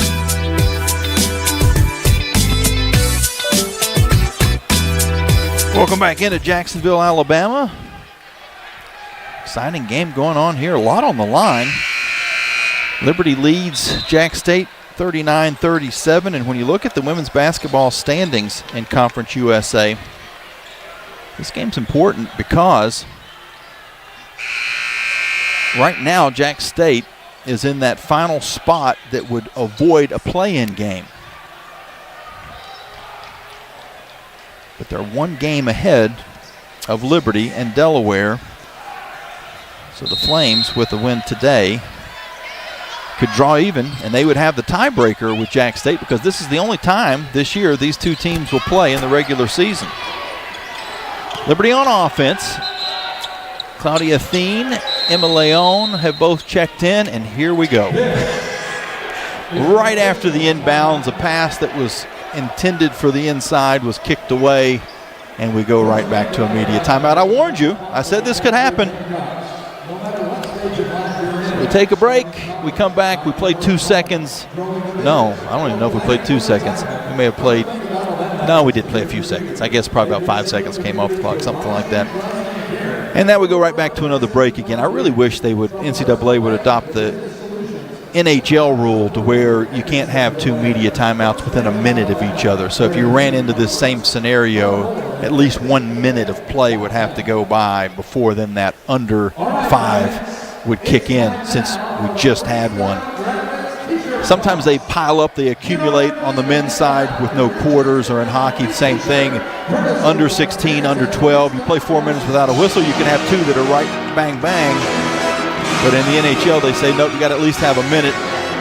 That wouldn't be a bad rule for the NCAA to adopt. Well, let's go back to another timeout. The Flames still lead by 2, 39-37 here on the Liberty Flames Sports Network from Van Wagner, presented by Abish Financial Services. Every great athlete knows the final minutes of the game are where champions are made. Whether it's the last inning, the fourth quarter, or overtime, every move counts. One smart play can seal the win, and one mistake could cost it all. Fumble! The same can be said for retirement. I'm Abe Abish, founder of Abish Financial Services. Those last 5 to 10 years before you retire, that's your final stretch. At Abish Financial, we can help build a game plan for taxes, healthcare, and income for the years ahead. Call us for your customized retirement playbook, 571-406-4411. If you're over 59 and have $500,000 or more of investable assets, we can create your plan complimentary. 571-406-4411 or visit abishfinancial.com. Investment advisory services offered through Abish Financial Wealth Management, LLC, a registered investment advisor firm. Insurance services offered through Abish Financial Services, Inc., licensed in Virginia. John Barkley loves Tuesday nights with his pals. You guys ever seen a perfect game? Here we go. A night when scores made aren't nearly as important as friendships kept. Get out your phones. Gonna be epic. So he doesn't miss a night. John counts on Sentra to keep him healthy and at his best. Perfection begins now. Start your video. Delete your video.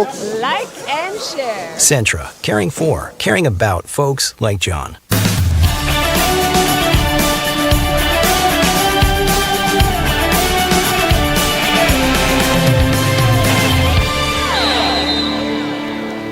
Welcome back in to Pete Matthews Coliseum. The Flames inbounding the basketball and are currently leading by 2, 39-37 after our back-to-back media timeout delay. We're playing some hoops again. Emma Leon on the far side to her countrymate and teammate Claudia Thien. Now back to Leon, near side to Mills. Mills with 3 seconds to shoot, steps back, takes a three, near corner. Got it! What a huge tray from Avery Mills. Defended well, but still found enough space with that jab and step back to give the Flames a 5-point lead. I'm going to say that, along with JT's buzzer beater, might be our nominees for Freedom First Credit Union play of the game. Jax State back on offense. McDaniel, she's going to try to drive through. Good defense by Peters, but better offense by McDaniels as she took the contact, put the shot in.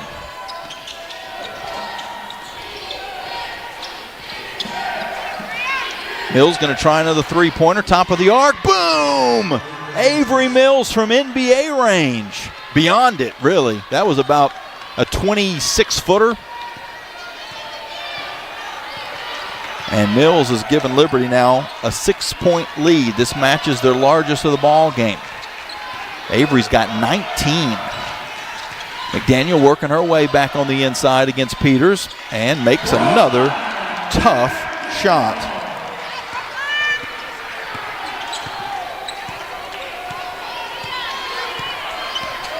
So the 45-39 lead matched the largest of the game. It's now 45-41. Mills again near wing. Heat check. Got it! Avery Mills, another contested three. She is absolutely in fuego. And a timeout going to be taken by Coach Rick Petrie. I imagine he's going to have to switch things up a little bit. Make sure somebody has been in Avery's face. That was not an easy shot again. All the shots she's made have been well defended. She's got 22, 6 of 9 from 3. And now the Flames with their largest lead at 7.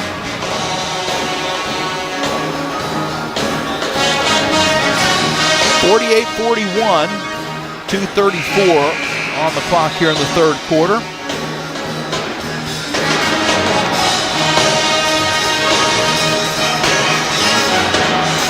Liberty's made their last 6 field goals.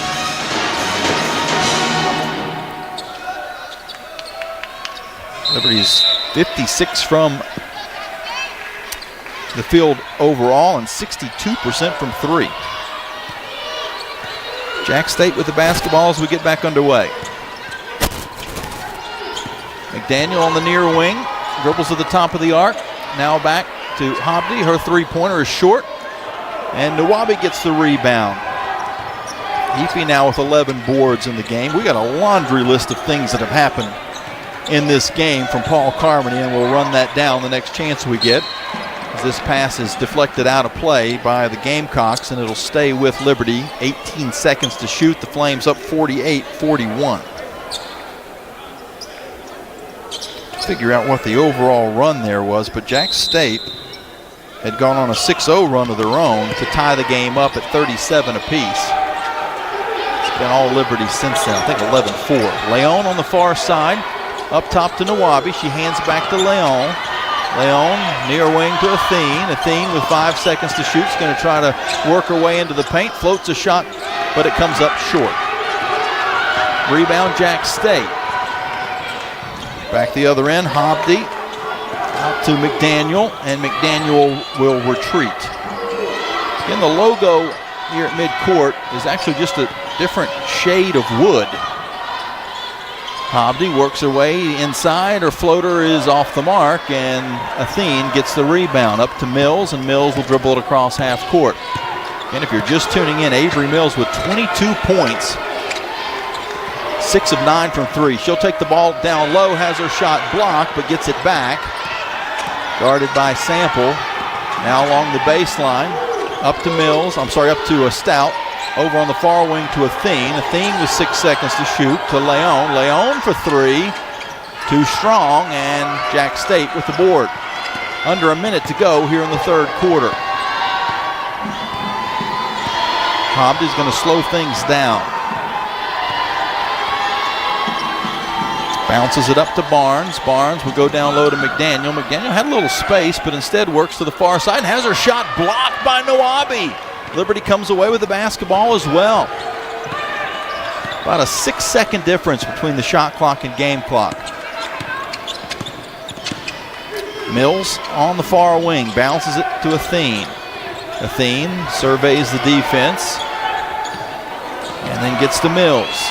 Mills is going to step back for a three, and she's fouled. 3 free throws coming for Liberty. Mills is holding her mouth. I think she got hit on her way through the paint. That was the contact to her mouth. The contact on the three-pointer was to her arm, and I thought it was a good call. The crowd, of course, and Coach Petrie not happy because the whistle was a little bit late. But I thought there was contact on the arm, and Mills will now shoot 3 free throws. The officials are talking to her at the moment to make sure that maybe she doesn't have any blood. Maybe that's what they're going to check on. And they may review this to make sure that it wasn't something flagrant. That might be what they're doing at this point.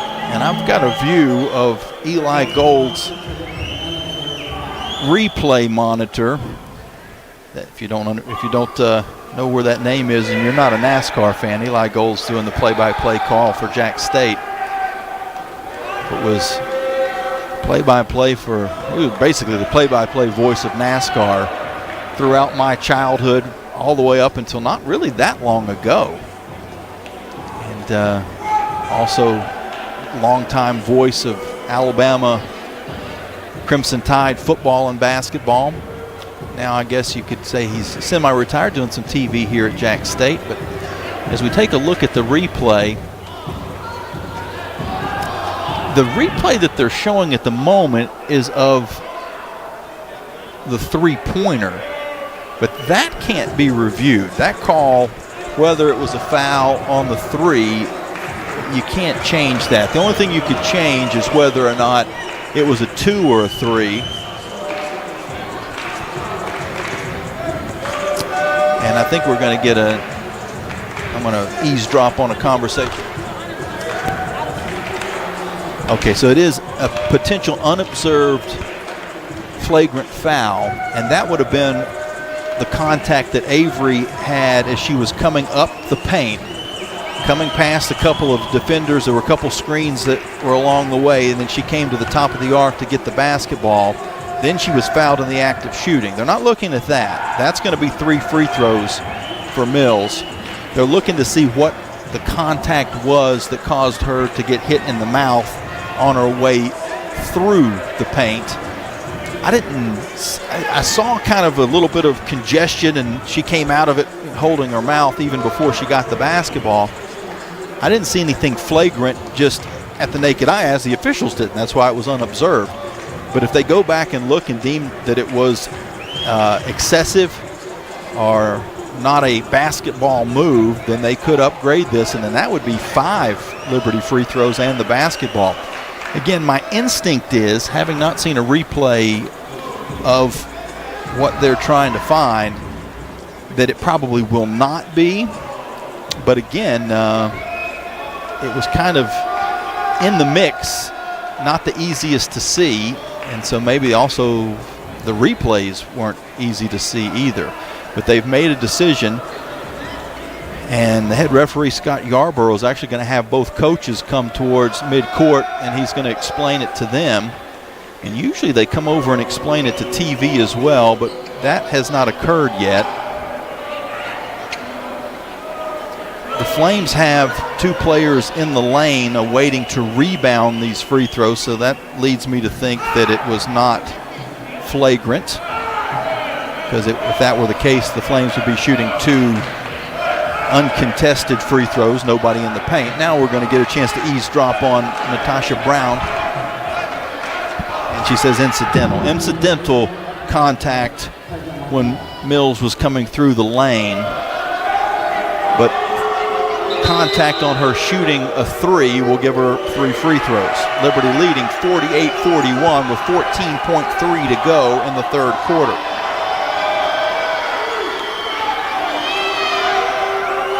Mills awaits the basketball. And the 89% free throw shooter misses the first. She's having to look right into the JAX State band, who, as you can imagine, are giving her a hard time. Second free throw is good. Avery with 23 points in the game. This is her first trip to the free throw line. She's 8 of 13 from the field, 6 of 9 from 3. Makes 2 of 3, and the Flames now lead by 9. 50-41. JAX State has 10 seconds to get it across and try to get some points themselves. Thornsberry is going to drive through and then kicks it back outside. A 3-pointer by Barnes is good. Actually, that was Jones. Adriana Jones. Jones 23, Barnes 22. Similar height and similar ability. Actually, not similar height, but they both are very good athletes, and they've proven that in this basketball game. So the Flames had all the momentum, but then a huge shot at the buzzer allows the Gamecocks to chip into this and make it a 6-point game as we head to the fourth. They'll also have the basketball, so that was a big sequence there. The Flames get 2 of 3 points at the free throw line. JAX State hits a 3, and they'll also get the ball when we come back from this timeout here on the Liberty Flames Sports Network from Van Wagner, presented by Abish Financial Services. Foster Fuels is a proud partner of Liberty Athletics. Foster has been fostering warm moments for 100 years. Headquartered in Brookneal, Virginia, Foster has been providing exceptional propane and gas services since 1921. Stop by one of our 6 showroom locations across Central Virginia to view our wide range of products. From propane to fireplaces and grills to tank installs and tankless water heaters, Foster has it all. Download our app or visit fosterfuels.com for more info. Move those coffee chains, Flames fans, and go local. Central Virginia's own Ironclad Coffee Roasters and Baking Company is the premier coffee partner of Liberty Athletics. Pay them a visit at one of their cafes in the Richmond area or at the Richmond International Airport. They'll also ship their specialty grade coffee straight to your door. Visit ironcladcoffee.com, that's www.ironcladcoffee.com, to check out the coffee Flames fans are talking about. Frank Good Builders is a proud supporter of the Liberty Flames. Frank Good Builders and its partners design and build beautiful custom homes in the Lynchburg and the surrounding areas. From designing a plan to picking out fixtures, Frank Good Builders works with you to design and build your truly custom dream home. Frank Good Builders can be reached at 434-238-3710 or frankgoodbuilders.com. You're listening to Lady Flames basketball from Van Wagner on the Liberty Flames Sports Network, presented by Abish Financial Services. Now, back to the game. 50-44, Liberty with the lead. They've been up by as many as 9. They've trailed by as many as 6, and we head to the fourth quarter with a Carter Bank & Trust game at a glance. A lot of exciting things have happened in this game. Elizabeth Eisstotter is now 50th in program history with over 401 career rebounds. Avery Mills is in 13th in program history as far as three-pointers are concerned. Actually, she's in 12th place now in program history. She's got the second most ever in a season. We'll get to the rest of those numbers here in just a minute. We're back underway. Jack State with the basketball. Thornberry is going to try a long two, and she hits. So back-to-back hoops for the Gamecocks. After they trailed by 9, they've scored 5 in a row. So an excellent answer for Jack State after the Flames went on their run. Inside to Nawabi. Nawabi missed the shot. She was wanting a foul as there was some contact on the low block that caused her shot to sail over the basket. No call, though, and Jack State will come back on their end. Barnes kicks far wing, and a three-pointer by Sanchez Ponce is good.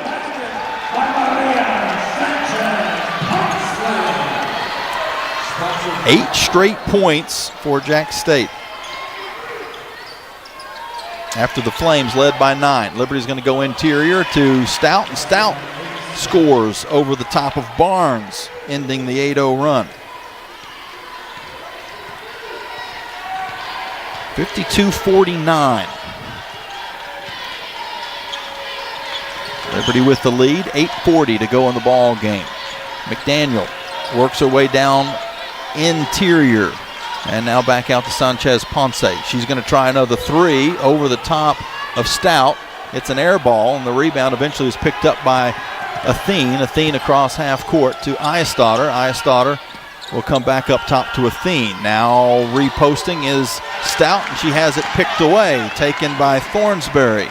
Thornsberry back the other end. Nothing for her, so she'll retreat it back outside to Barnes, and her three-pointer is short. The rebound is loose on the floor and tied up where the arrow will give it over to Liberty.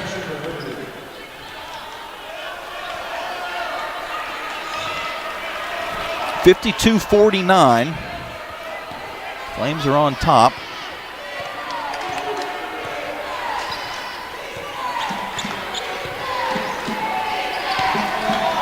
Under 8 minutes to go. Athene at the top of the arc. No Mills in the game at the moment. See where the Flames can find some offense. It's been Stout, but this pass to Stout sails out of bounds. Liberty now with 12 turnovers. Jack State with 6. Flames have a 28-24 rebounding edge. Jack State actually a +3 in offensive rebounds and a 14-7 second chance point lead. Gamecocks with the ball trailing by 3. 7.5 minutes to go. McDaniel dribbles down inside and then has her shot blocked off of her and out of bounds. The Flames could look at this. They say it's Jack State basketball, but it really looked like Stout blocked that ball back down into the hand of the Gamecock. Flames aren't going to challenge it. The inbounds pass comes to Sample. Sample with 8 seconds to shoot, guarded by Mills, who's just turned back or gotten back into the game. Comes out to McDaniel, 2 seconds on the clock. She's going to drive through, flicks the shot up. It's off the mark, but it doesn't matter because an offensive foul is going to be called against McDaniel. Gamecocks let the timer get down to 2, and then McDaniel tried to drive, and there just wasn't enough time to really accomplish what she wanted. She did get the shot off before the horn, but the offensive foul was going to wipe off the basket either way. And now the three officials are having a conversation at midcourt.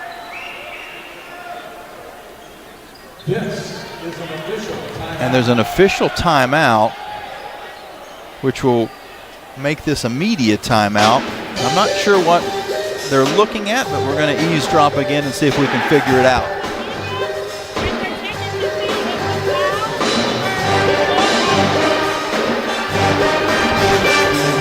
Okay, that's what they're checking on. They're going to check to see if the foul was before the shot clock violation.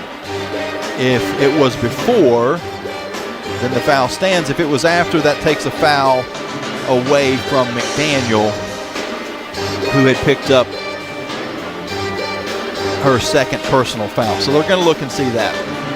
And that also means with the review, we take a media timeout with 7:12 to go in the ball game. Liberty leading 52-49 here on the Liberty Flames Sports Network from Van Wagner, presented by Abish Financial Services. What's important isn't that Freedom First has been in business since 1956. What's important is how we've been doing business since 1956. Since day one, we have been accountable to our members, not stockholders. We make loans that cost less, offer savings plans that pay more, and give back to our community. And that hasn't changed. What has changed is our ability to serve you with more locations and more technology to simplify your financial life. Freedom First. It's a place where anyone in our region can bank for good. Hey, Flames fans, Gentry Lock is fired up to join in the excitement this season. Gentry Lock Attorneys knows it's all about preparation, precise teamwork, and a competitive spirit for the hard-fought wins. We've got that down. With our fierce drive to succeed, uncommon thinking, and extensive resources, Gentry Lock helps businesses thrive. We are downtown at 801 Main Street, and we serve the Commonwealth and beyond with offices in Roanoke, Richmond, and Norfolk. All the ways Gentry Lock can help clients succeed is waiting for you at GentryLock.com. Score big at Haley's Appliance and Haley's Outdoor in Lynchburg with major brands of appliances that will make your house feel like a home and outdoor equipment to have your yard looking its best. Haley's puts customer service first. They deliver and service all of the products they sell and will take care of the process from start to finish. Log on to Haley's.com today for product availability. Haley's Appliance and Haley's Outdoor in Lynchburg is a proud sponsor for Liberty Flames Athletics.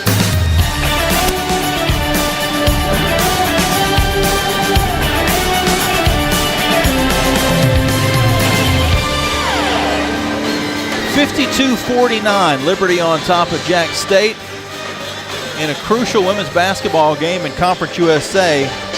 Flames one game behind Jax State, who is in the final cutoff for not having to play a play-in game. So after the review, they say the shot clock violation occurred before the foul, which means it will be Liberty basketball, but no foul against McDaniel. Nobody in the game has more than 2 fouls at this point, so no real trouble one way or the other. Avery Mills has tied her career high with 6 3-pointers in this game. She has 24 points and is now second in program history with 66 in a season. She's already in 11th in program history for her career.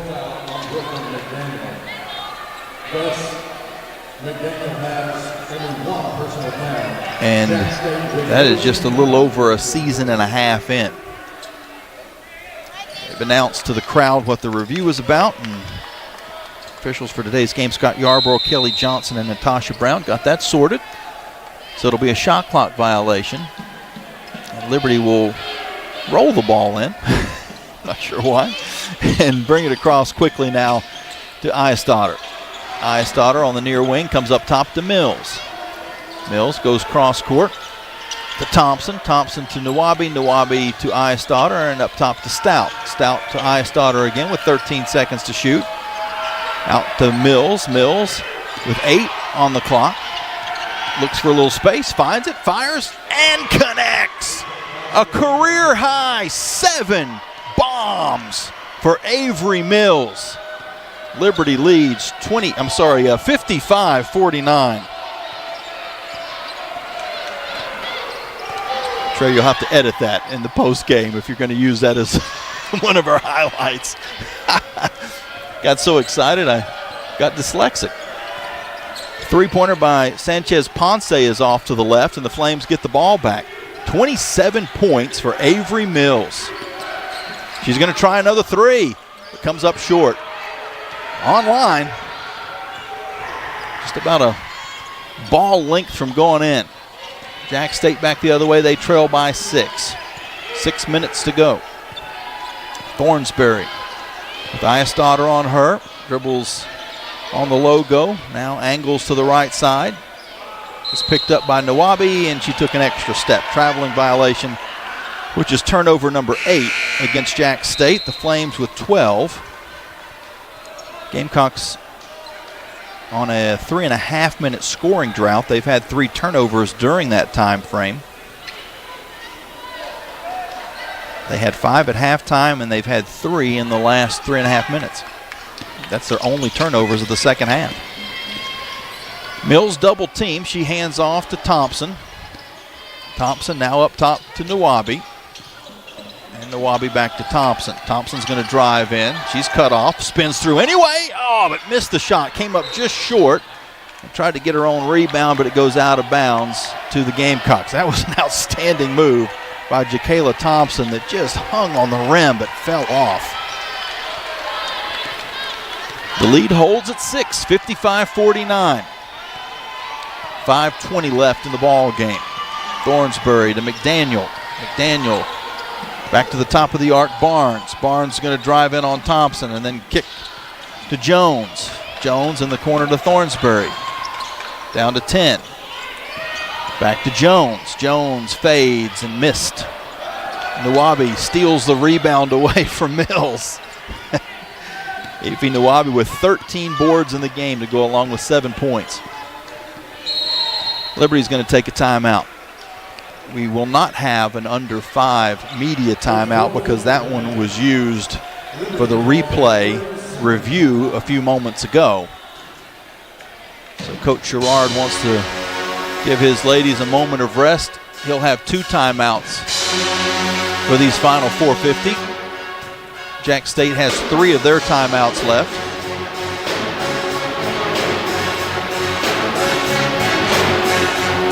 Liberty moves down to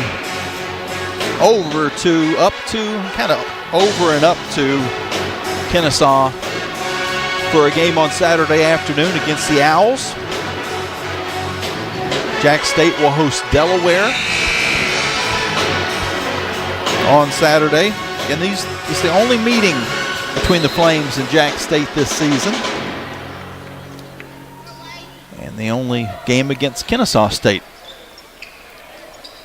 Liberty will play Sam Houston and La Tech. Or actually, they've already played Sam Houston and La Tech. They will only play them once this year. Those were 2 home games. Ready to go again. The inbounds gets to Thompson. Thompson looking for Stout. She's going to drive along the baseline. Draws the foul. Hits the shot and will go to the line for a chance at a 3-point play. Jakayla Thompson has really stepped in to this starting lineup and played some good basketball.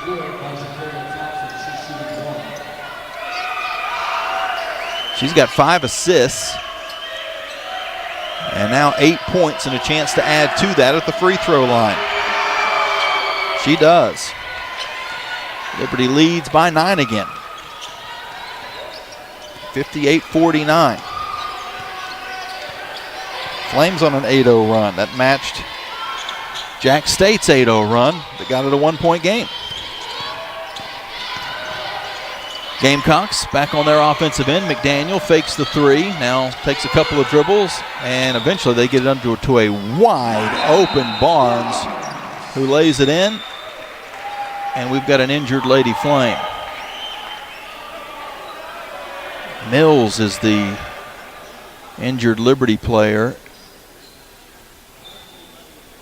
and she's in some pain. Athletic trainer Laura Mancuso comes out and is taking a look, and Coach Alexa Sherrard is also going to walk underneath the basket. That's where the injury occurred.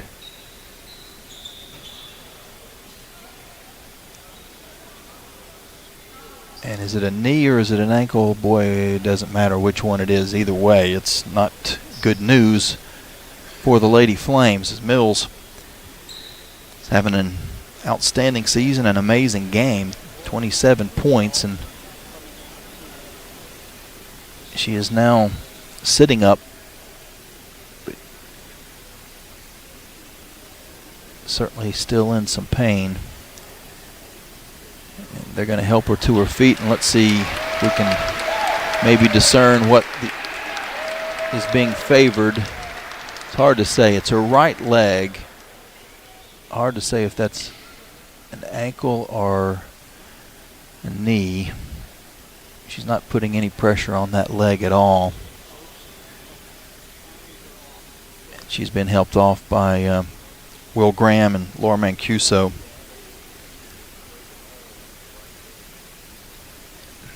Get no pressure on her right leg. And the play happened under the basket after there was, and that maybe the injury was why Barnes was open. But the 2-point basket makes it a 58-51 game with 4:18 to go. It will be Liberty basketball. That too ended the 8-0 run, and the crowd applauding as Mills is helped back towards the training table. And if we find out anything, we'll certainly let you know. But again, I could not tell if it was an ankle or a knee injury. Now we see Mills on the table, and maybe I'll be able to get a better idea as the Flames break through some pressure on the inbounds. And Liberty's going to need some offense from somebody else. Mills has 27, but at this point I would be shocked to see her come back in this game. Just the amount of time left, even if she were to be able to get through the injury. Nawabi on the far wing, down to 8 seconds to shoot. She's going to drive in and force a shot that is off the mark. Rebound McDaniel. McDaniel now to Hobdy. Up court, a three-pointer from Barnes is off to the right, and the rebound trickles out of bounds. It'll stay with Jax State, but the Flames are going to review this. If Liberty gets it right, they'll keep their timeout. If they don't, they'd be down to one timeout remaining for the final 3:41. The call on the court is Jax State basketball.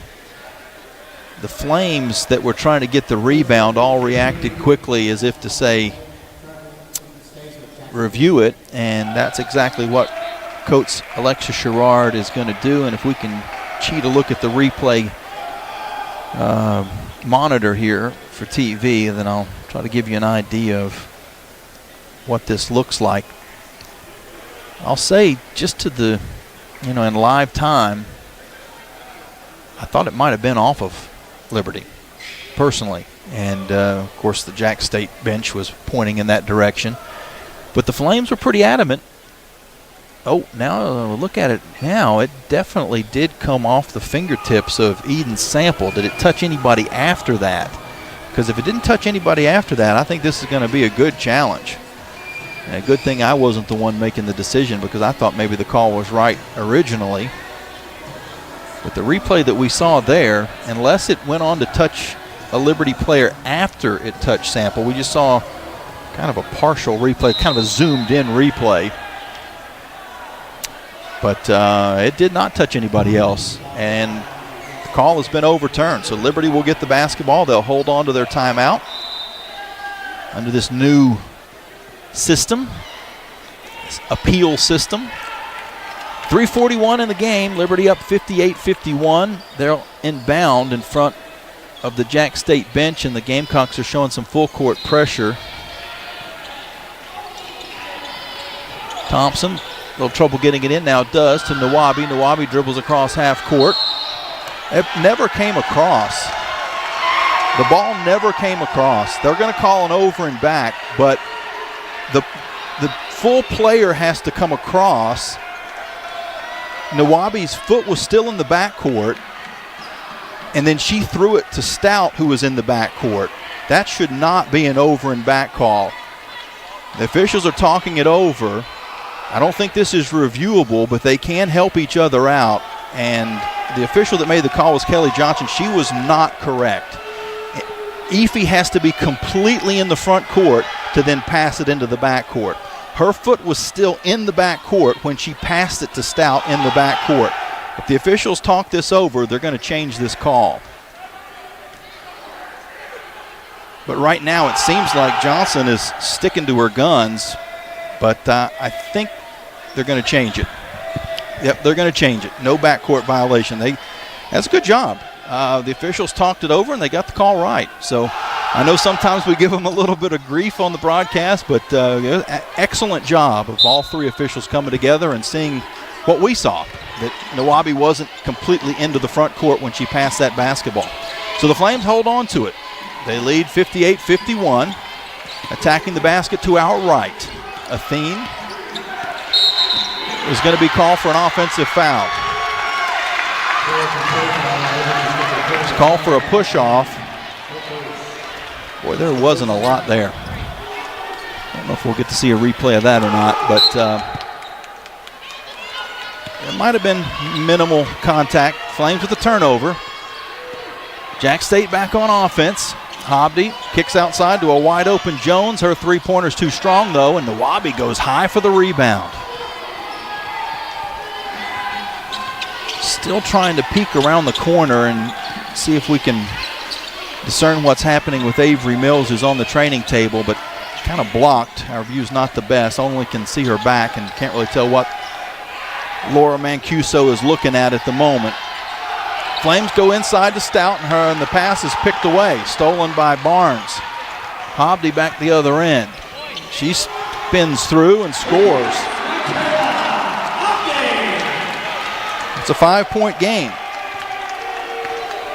58-53, 2.5 minutes to go. Thompson to Nawabi. Now a handoff to Iastadter. She's double teamed and draws a foul. Eden Sample picks up the personal. Both teams have some fouls to give. Jax State just have been whistled for 2. The Flames 1 here in the fourth with 2:24 to go. Thompson to put it in play to Nawabi, now right back to Thompson.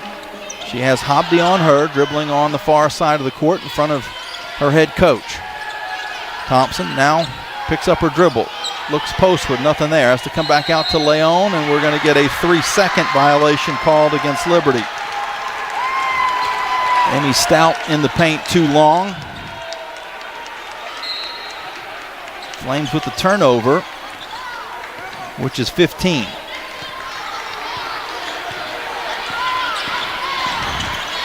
Jax State on offense. They go down low to McDaniel, who is wide open. Somebody lost McDaniel. She scores and makes this a 3-point game.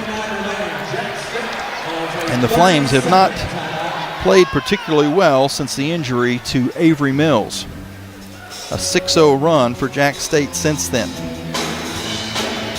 Flames just haven't been able to find any offense during that stretch of time. A timeout was taken by Coach Rick Petrie. He'll have 2 remaining. The Flames have 2. It's a 30-second timeout.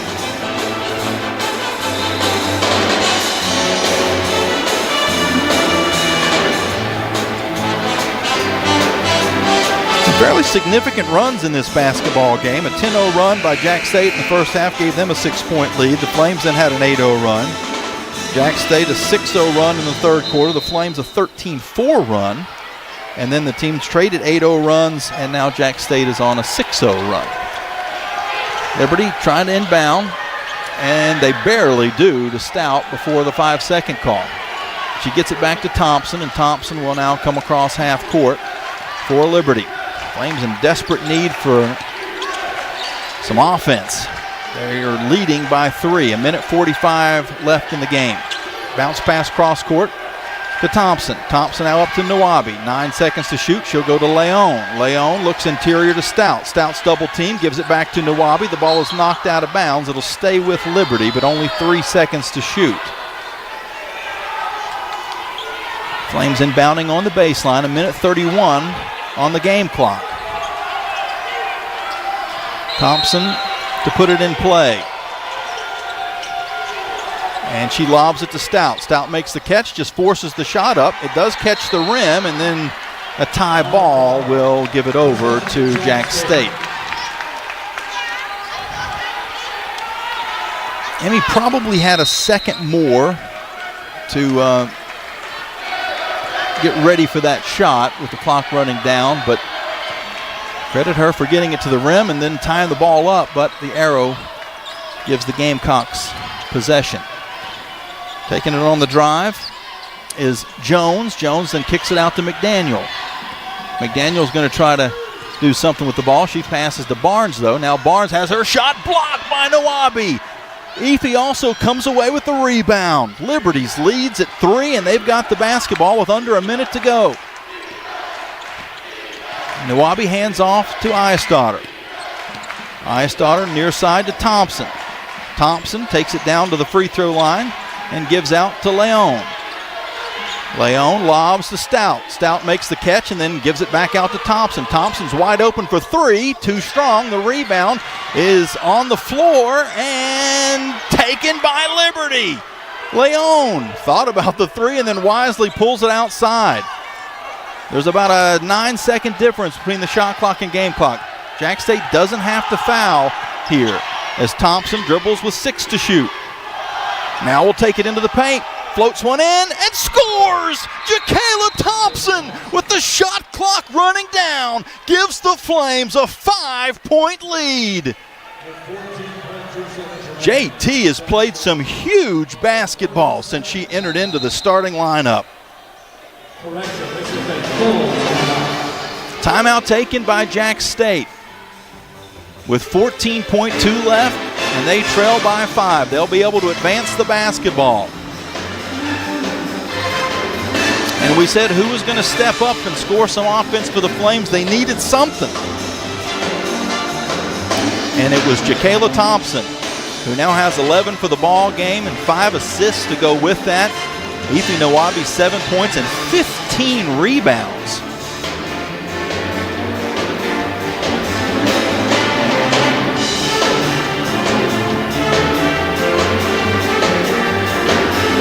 And looking across the way,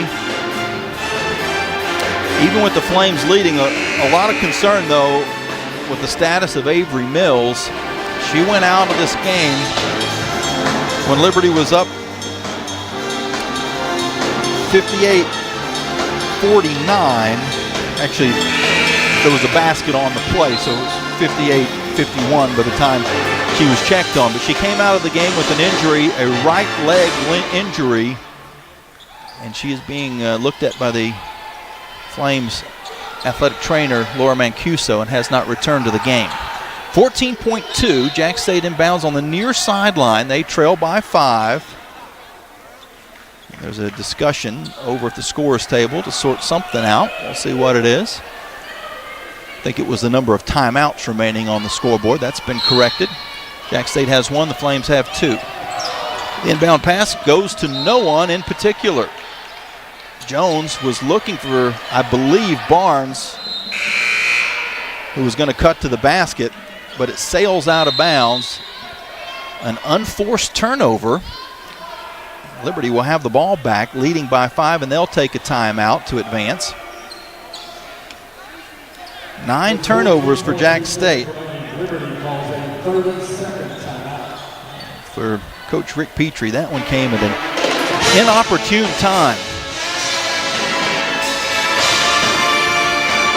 This team's now going to have to play some defense, and they trail by 5 in only 14.2 seconds. And here's an issue that Jax State has at the moment. They only have 2 fouls against them. They're going to have to give 2 fouls before the Flames would shoot free throws.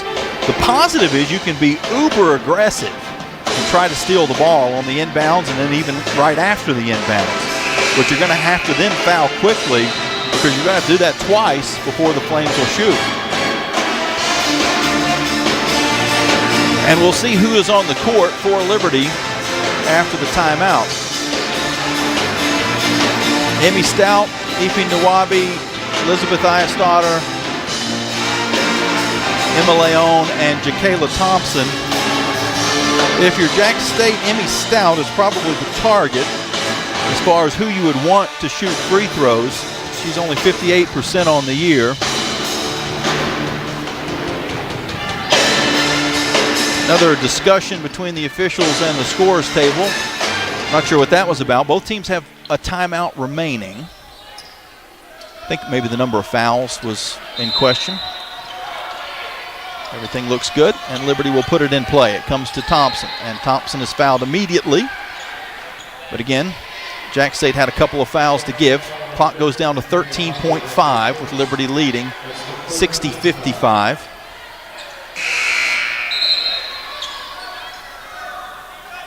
Claudia Athene is now coming to the game for Stout. So 58% shooter comes out of the game, and Claudia is actually 50%, but a better free throw shooter than that. Inbound pass comes to Athene, to Thompson, a quick pass to Ayestadter. Jax State hasn't been able to foul yet. Back to Thompson. It's keep away, and eventually Thompson is knocked to the floor, but Liberty was able to run off 9 seconds. It's down to 5.4. That was the last foul to give for the Gamecocks, but they're not going to have any time to operate now. Thompson will inbound. Finds Nwabi, and Jax State's not going to foul, realizing there's just not enough time left for anything to go their way. So full credit to Coach Rick Petrie, realizing fouling was not going to help out the cause at that point, and no reason to extend the game. The horn sounds, and Liberty gets a hard-fought victory here in the Pete Matthews Coliseum in Jacksonville, Alabama. They win by a final score of 60-55. Now the attention turns to the status of Avery Mills, and we actually saw Coach Petrie go to the end of the bench and talk to Laura Mancuso, the Flames athletic trainer. My guess as to what was going on there is he was asking, is Mills going to be okay? So for all the excitableness that Coach Petrie brings to the table, the technical fouls, he got tossed out of a game a couple of games ago against Sam Houston. He's actually a nice guy, very nice guy, and you could see concern on his face whenever Mills was injured earlier, even though it's the opponent and you're trying to win the basketball game, but he definitely showed some concern there, as we are equally concerned. We'll take a timeout, and when we come back, we'll have the Coca-Cola postgame show right after this here on the Liberty Flames Sports Network from Van Wagner, presented by Abish Financial Services. Owned and operated by a Liberty alum, Larry's Tire and Auto Repair offers complete auto service including tires, preventive maintenance, and more. Larry's Tire carries all major brands and is open from 8 a.m. to 5 p.m. Monday through Friday at any of their 4 locations, with 2 in Lynchburg, 1 in Forest, and 1 at Able Tire in Concord. More information on Larry's Tire is available at larrystireservice.com. The light from a star can take millions of years to reach Earth. So when you look at a star, you're looking back in time. But I see the future. I see exploration and courage. I see my country finding new horizons out there. And I see giant leaps making a comeback. I see myself. The future is where I'll make history. This message is brought to you by the United States Space Force.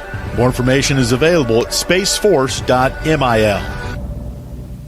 Bring in the new year with a new vehicle from Lynchburg Nissan. We make buying simple and easy. And right now, Lynchburg Nissan is offering up to $10,000 off MSRP, 0% for 60 months on multiple models, and up to 130% of fair KBB for your trade. Get up and get on over to Lynchburg Nissan while the best selections are still available. And don't forget, Lynchburg Nissan is home of the 1 million mile warranty. Stop by, call, or visit LynchburgNissan.com now. LynchburgNissan.com. The doctors at Crossroads Family Dentistry say go Flames and good luck this season. Stephen Hatch, James Peary III, Trey Woolwine, and Carol Roberts have over 50 years of experience serving Lynchburg and the surrounding area. Their dental office in Forest is open and ready to serve you. Crossroads Family Dentistry provides all family and cosmetic dental needs and accepts major dental insurances. They're located at 14761 Forest Road in front of Brawburgers. More information is available at CrossroadsFamilyDentistryBA.com. Flames Nation, this is Liberty Women's Basketball head coach Alexis Sherrard. The Sherrard family are proud Flame Club members and invite you to join in training champions for Christ both on and off the court. Whether you're at the game or cheering from home, your support is valuable and directly impacts our student athletes. Membership starts at $75 and comes with great benefits like access to premium seating, hospitality, and parking privileges. Join today. Visit libertyflamesclub.org.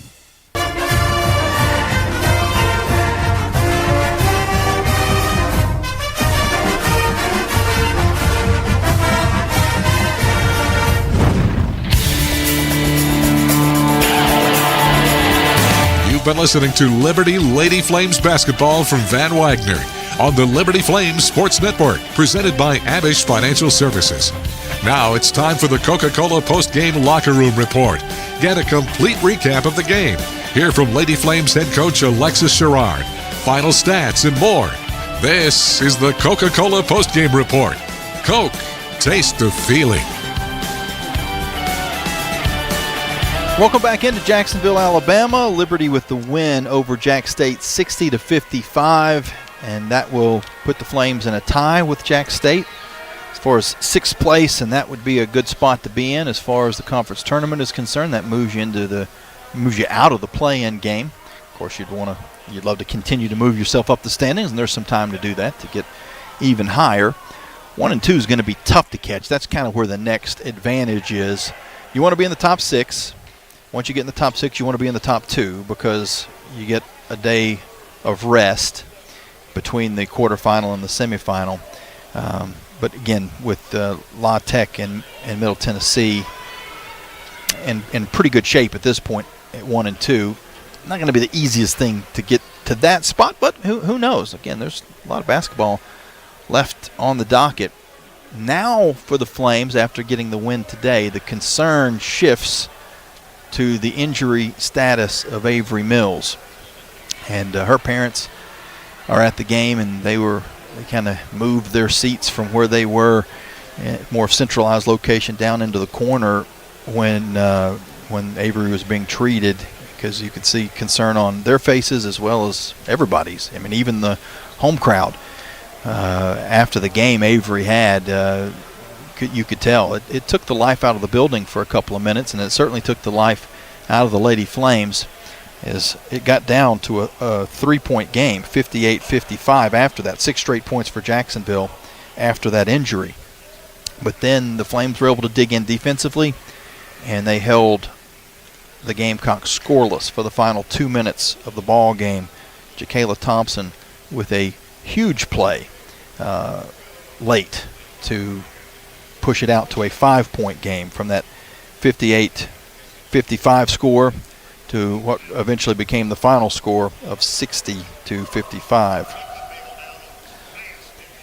Shot clock was running down, and she drove it in strong, finished on the left side, and made it a 2-possession game, then a turnover by Jax State. And then after that, the Flames just played keep away. Jax State had a couple fouls to give.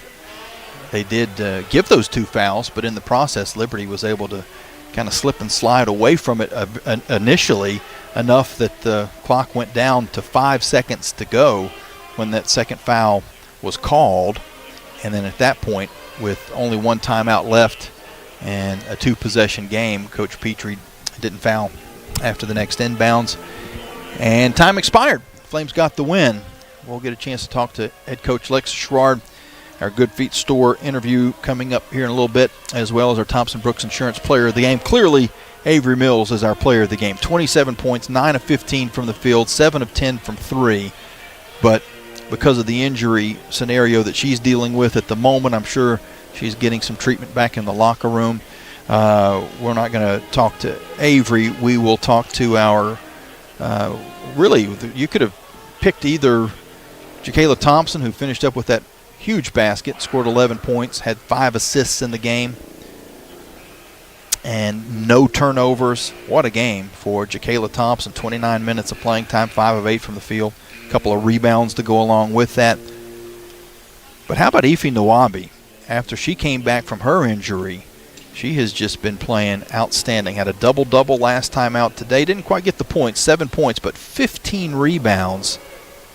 And we will talk to Ife as one of our Thompson Brooks Insurance players of the game here in just a little bit.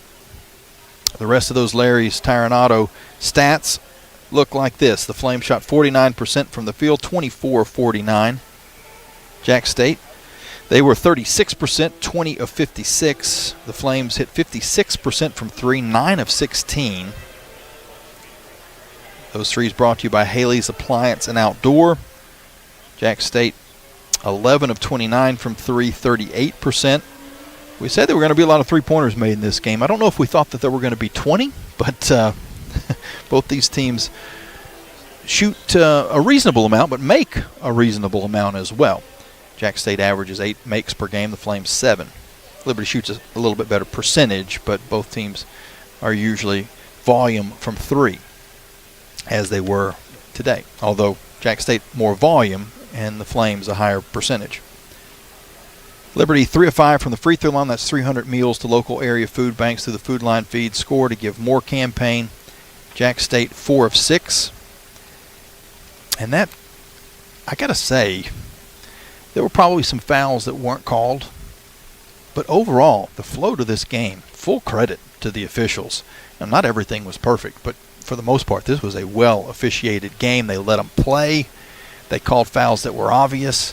They reviewed what needed to be reviewed. There were times where they got the call wrong, huddled, then got the call right. Well done by Scott Yarborough, Kelly Johnson, and Natasha Brown in today's game. And we've been critical. We've seen some games where there were 50 or more fouls called, and it really became just a slodge and was not fun to watch. Today's game was free-flowing, and for the most part, they let the players play, and it turned out to be an entertaining game to watch, with Flames getting the 60-55 win. Continuing with our stat recap, Liberty with a 34-29 rebounding edge. Jax State, though, 10-7 in offensive rebounds. Points off turnovers. Let's see, turnovers first. The Flames with 15, Jax State with 9. Points off turnovers, 11-9 Jax State. Points in the paint, 28-14 Liberty.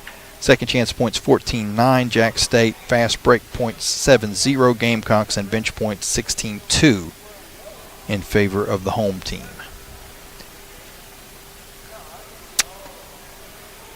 Individually, Avery Mills, 27 points, led everybody. She went 9 of 15 from the field, 7 of 10 from 3.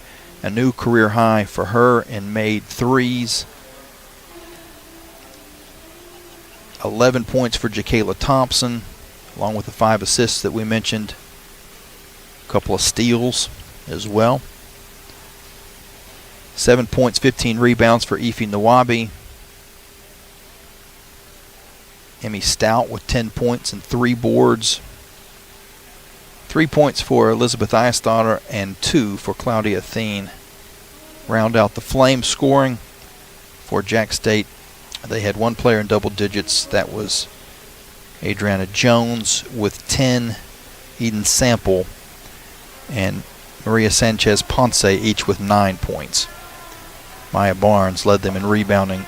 She had 11 boards, all defensive, to go along with her 6 points and 3 assists in the ball game. Also 3 steals for Barnes. Solid game for Barnes.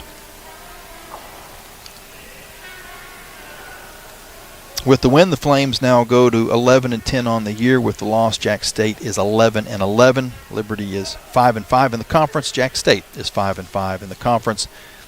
And after our next time out, we'll take a look at the Frank Good Builders out-of-town scoreboard with Trey Lyle back in the studio, and that will give us a better picture as to where the standings are with the outcome of this game. And most of the games, outcomes are in place. We'll be able to get a little bit better idea of where it puts Liberty. And again, the concern for the Flames is of the injury to Avery Mills and the extent of that, and I'm sure Coach Sherrard will give us any update that he can when he comes out here momentarily. We'll take a break and then throw it back to the studio with Trey Lyle back in Lynchburg here in Jacksonville, Alabama. The Lady Flames get the win, 60-55 over Jax State. Here on the Liberty Flames Sports Network from Van Wagner, presented by Abish Financial Services. The Liberty Flames thank Segra for their support. Segra collaborates with companies to offer business-only, carrier-grade connectivity, cybersecurity, voice and cloud solutions tailored to meet their diverse needs. Segra offers these solutions across a fiber network that spans 28 states in the U.S. and is headquartered in Charlotte, North Carolina. They can be reached at Segra.com or 833-GO-SEGRA. Segra, a proud partner of the Liberty Flames Sports Network from Van Wagner. True Flame fans know where to shop to show their pride. Shop LibertyFlames.com. We're your one-stop shop for official Liberty Flames merchandise. Plus, all orders ship free. Go red, white, and blue and visit ShopLibertyFlames.com today. That's ShopLibertyFlames.com. ShopLibertyFlames.com is a proud sponsor of Liberty Athletics. For all your Liberty Flames apparel needs, visit ShopLibertyFlames.com today. 11 West is a proud sponsor of the Liberty Flames. 11 West specializes in apparel screen printing, embroidery, sew-on, and flat printing. From the design phase with their graphics arts team to the finished product, 11 West collaborates with each client to craft custom apparel and promotional products. For more information, visit 11west.com, call 540-639-9319, or stop by their location at 6598 New River Road in Radford. 11 West, outfitting America and logo wear. Thompson Brooks Insurance has been serving Virginia for over 35 years, helping individuals and businesses with their insurance and investment needs. The team at Thompson Brooks is experienced in understanding Medicare, retirement planning, life insurance, the healthcare marketplace, and group insurance benefits. Call Thompson Brooks Insurance at 434-385-8500. That's 434-385-8500, or visit them online at ThompsonBrooksInsurance.com. Thompson Brooks Insurance, planning today for tomorrow.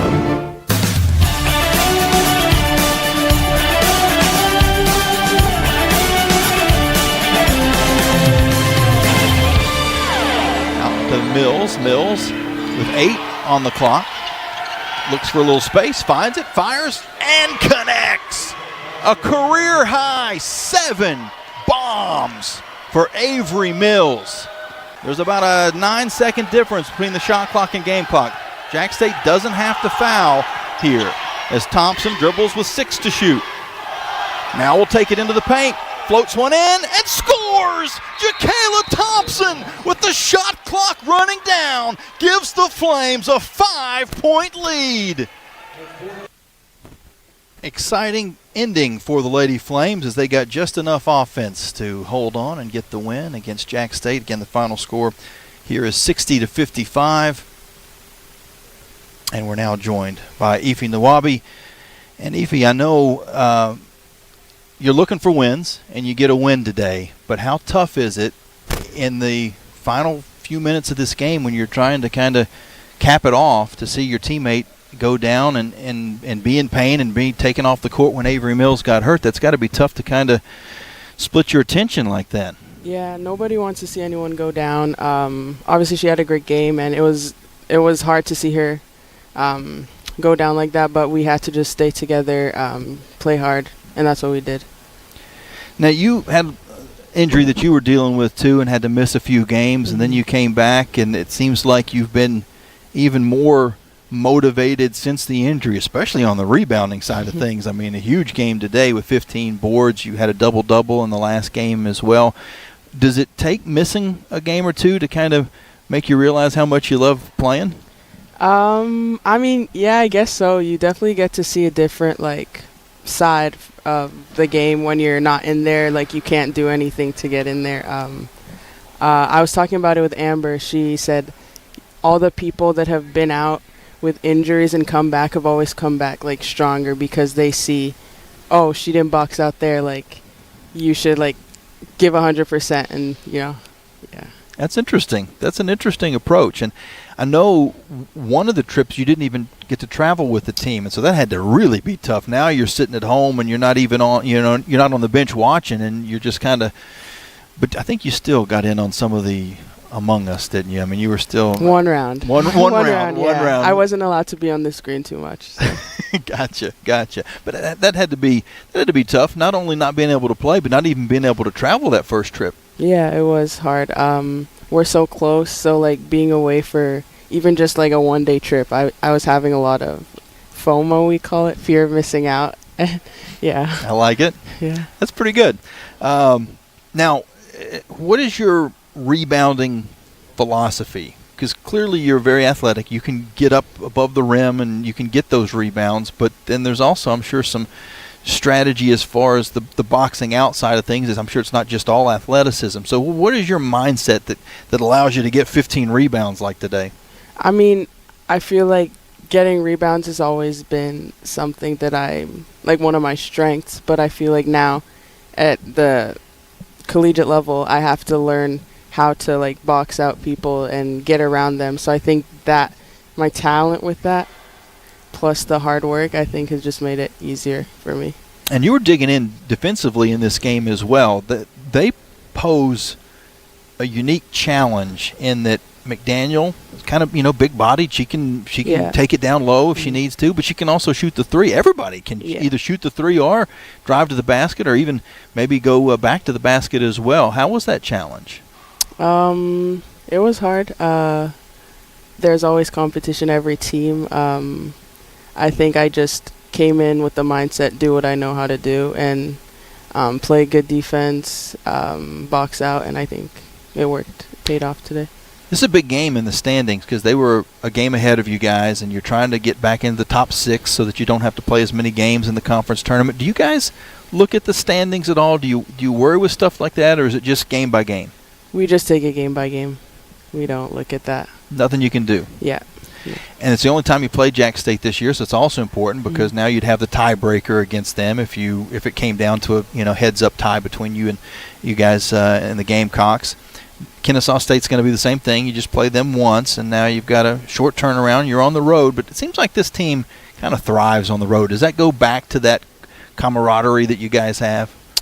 You seem to enjoy road trips. We do enjoy road trips. I don't know what it is. I guess we just play better on the road, yeah. Yeah, that's true. The record's better. It seems like you guys have more fun when you're on the road. You're spending time together, and just a little bit of a bus trip to get over to Georgia, not too far away. So, but that's probably enough time to play 6 games I think Among Us? Yeah, something like that. Yeah. If you don't know what we're talking about, you can go back and look at all the different women's basketball podcasts this year. We've talked about a lot. We haven't had a chance to talk to you yet, but we'll get you on soon. And we've kind of broken down the game a little bit, but you can do a Google search. It's just a fun, I don't know, how would you describe it? It's a strategy game? Yeah, it is. I think you probably heard it everywhere. There's like 2 imposters, and everyone has to do their tasks and then find out who the imposters are. So, but it adds an extra spice to it because you guys are near each other. If you're playing this game with somebody in California, somebody in Massachusetts, and you're here and there, whatever, you can't. But you can actually turn around and look at somebody eye to eye and go, "Are you the imposter?" It makes it harder because we know each other so well. It's like, oh, I know, Emmy, you're lying. Like, you're the imposter. Yeah. So you get to see people's poker face a little bit. Yeah. Well, congratulations on a great game. I know it was a little unfortunate there at the end. Hopefully Avery's going to be okay. Yeah. That was a tough ending to the ball game, but you guys got enough offense. You got just what you needed to get the win, and now you get out of here and head over to Georgia. Yep. That was Ify Nawabi, our Thank Thompson you. Brooks Insurance Player of the Game. And we'll get Coach Alexa Sherrard on. They're starting to turn the lights off here in the building, so we'll finish up here and let Trey take it back in the studio and get us those out-of-town scores, although I think I will steal a tad of his thunder. And as Coach Sherrard gets the headset on and take a look, because I am curious about that Delaware game. Delaware and Kennesaw State overtime. 3-point game? 65-60. So very similar to what we had here, just 5 points more for each team. The overtime's nice because I know Kennesaw's at home. They don't have far to go, but at least they had to play a little bit longer in today's game. Delaware with that win, now they jump up in the standings. Kennesaw State falls back a little bit, so they're 2 games behind as far as getting into the 6th spot. But your team and Delaware will go even with JAX State. So now, I know your ultimate goal is not finishing in 6th place in Conference USA, but that's kind of the first obstacle ahead of you. You get into the top 6, you don't have to play an extra game, and that's important at tournament time. No, that's a big deal. I mean, that's the difference between one full game in that week. So, yeah, those top 6 spots they're vital. They're vital. That could be the difference of winning and losing, toward the end of the week. So, any edge we can get, we're going to try to play hard and try to earn it. I know the win is what we need to be talking about, but I'm sure there's an awful lot of concern all across Flames Nation with the injury to Avery Mills after what an outstanding game she had. I mean, you talk about a career game for most players, 27 points, 7 3-pointers, most she's ever hit in a college basketball game, and then and she goes down with the injury. I know you probably don't have a lot of details right now, but how's the spirits, I guess, of her and the team holding up? The team is great. They're uplifting her. When I went in there, she had ice on her ankle, so I'm sure they'll be evaluating. We'll probably have more information tomorrow how she sleeps when she wakes up. But our trainers are on her. They'll be on, I'm sure, all through the night, treatment all through the night, and just praying for the best. Obviously she's. That's a big loss for us, but we're praying for the best, and we'll see what happens on tomorrow. And you're giving me some information that I didn't even know, because when we see her coming off the court, I think initially Ify kind of pointed to her ankle when she was saying, somebody come out here and look. So I was hoping that it was an ankle and not a knee. We've seen so many knee injuries. We won't even talk about knee injuries anymore. But as she was coming off the court, she was just not putting any pressure on her right leg. So we really, from our perspective, we didn't know if it was an ankle or a knee. So you're giving us some good news there. I understand ankle injuries can be bad too, but knee is a 4-letter word, literally and figuratively, when it comes to women's basketball. No, she said she landed. She said she didn't even land on anyone's foot. So she said she went up maybe for a rebound. When she landed, she just rolled her ankle. So I did hear sprain. And again, we just got to wait for the support staff to do their job and for those ligaments to see how they're going to do on tomorrow. And it shows you in a moment like this how, as much as there was certainly competition between these two teams and the coaches and the fans and the band and everything else, but the whole building, you could tell there was a level of concern. When you see a player playing as well as she did and go down an injury and in pain as well, it seemed like everyone from Coach Petrie all the way to the fans in the stands were showing reverence to her as far as wishing you the best. No, Rick came right over. He was wishing us the best recovery for her. Jacksonville AD, athletic director, came over and offered any type of medical assistance. So, no, our hats off to Jacksonville State. They did a more than kind, just with regards to helping us out in the areas that we needed. So, no, they were very polite and very gracious with regards to Avery getting injured. After the injury, they actually go on a 6-0 run, get it inside of one possession, and it seemed like, well, it turned out you just needed one player to score one basket, and that was going to be enough to win the game. We didn't know that at the time, but a 2-minute defensive stop, essentially, Jax State didn't score in the final 2 minutes, and you needed somebody to score, and it was JT. She has come up big since you put her in the starting lineup. It seems like that little spark has helped her a lot. Yeah, I'm very, very proud of her. I mean, 11 points, 5 assists, 0 turnovers. JT, she's, like I always say, she's an old soul, but she's very even, Steven. She's never too high, never too low. And she's just, I always want her to be aggressive. So we just set high ball screens, space the floor, and she has the ability to get downhill. And, so a couple of tough finishes. I mean, full extension with her left hand, beautiful touch off the glass, and tough finishes. So, just proud of her. She's a hard worker, so no other person deserves it more than JT, just because of the amount of work that she puts in. Last thing for you, that Kennesaw State game coming up on Saturday. It'll get here quick. Spend the night here, then head to Georgia. Quick turnaround, but I know you guys have subliminally worked a little bit of Kennesaw State into the preparation already, but now you focus on them 100%. Absolutely, yeah. We, subliminal messages to our team. We like to focus only on our next game. That's the biggest game of the year. But Kennesaw, again, they'll be very aggressive.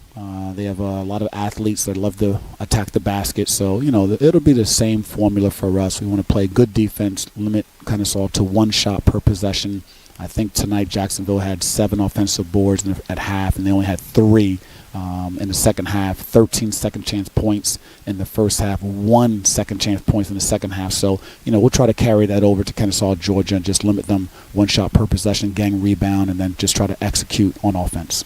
You know where the concept of subliminal messages came in? I mean, I guess there was some of the stuff where they'd hide things in the lyrics of songs and things, the Beatles, you turn it around and it says John is dead or something like that. But the original kind of, or one of the original things that became an issue was in movies, they were putting pictures of cold drinks or hamburgers, just one frame of a movie. So you'd never see it as it's going along. You'd never know that you saw it. But inside your brain, all of a sudden you wanted a hamburger, or all of a sudden you wanted a drink. Yeah.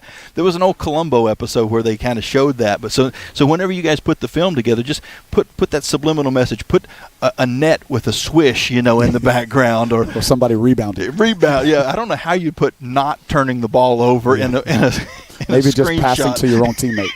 There you go. Well, congratulations on the win, and enjoy. I know it's a quick turnaround. You don't get to celebrate too long, and we'll be right back at it again on Saturday. Okay. Thank you, Jamie. That's head coach Alexis Sherrard, and that will do it for us here courtside. We'll throw it back to the studio, not even take a break. Just throw it right back to Trey Lyle, and he'll finish things up with our Frank Good Builders out-of-town scoreboard from here in Jacksonville, Alabama. The Lady Flames win 60-55 over the Gamecocks. Thanks so much, Jamie. Wishing the best for Avery Mills as her recovery begins. We hope to see her back on Saturday when the Flames take on Kennesaw State. But now, let's get to the Frank Good Builders out-of-town scoreboard.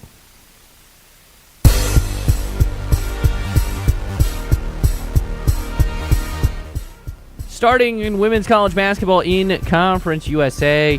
Action going on right now. 7:58 left in the fourth quarter. New Mexico State 52, Sam Houston 41, and at the half, Louisiana Tech 36, UTEP 22. And then the finals for you. Missouri State 60, Middle Tennessee 54, FIU 80, Western Kentucky 54. Delaware defeats Kennesaw State 65-60 in overtime. As for the top 25 in women's college basketball at the half, number 9, Ohio State 31, number 24, Washington 27. Halftime for number 13, Ole Miss 28, number 21, Alabama 25. At the half, Texas, number 4, leads number 5, LSU 40-36. And finals for you, number 17, Duke defeats Louisville on the road 59-58 in a top 20 matchup. That's number 17, Duke, number 6, Louisville. Number 7, Vandy defeats number 16, Kentucky, 84-83. Number 19, Tennessee defeats Georgia, 82-77.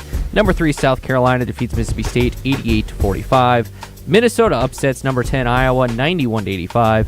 And number 25, North Carolina defeats Clemson, 53-44. And that was your Frank Good Builders out-of-town scoreboard. That will do it for us tonight.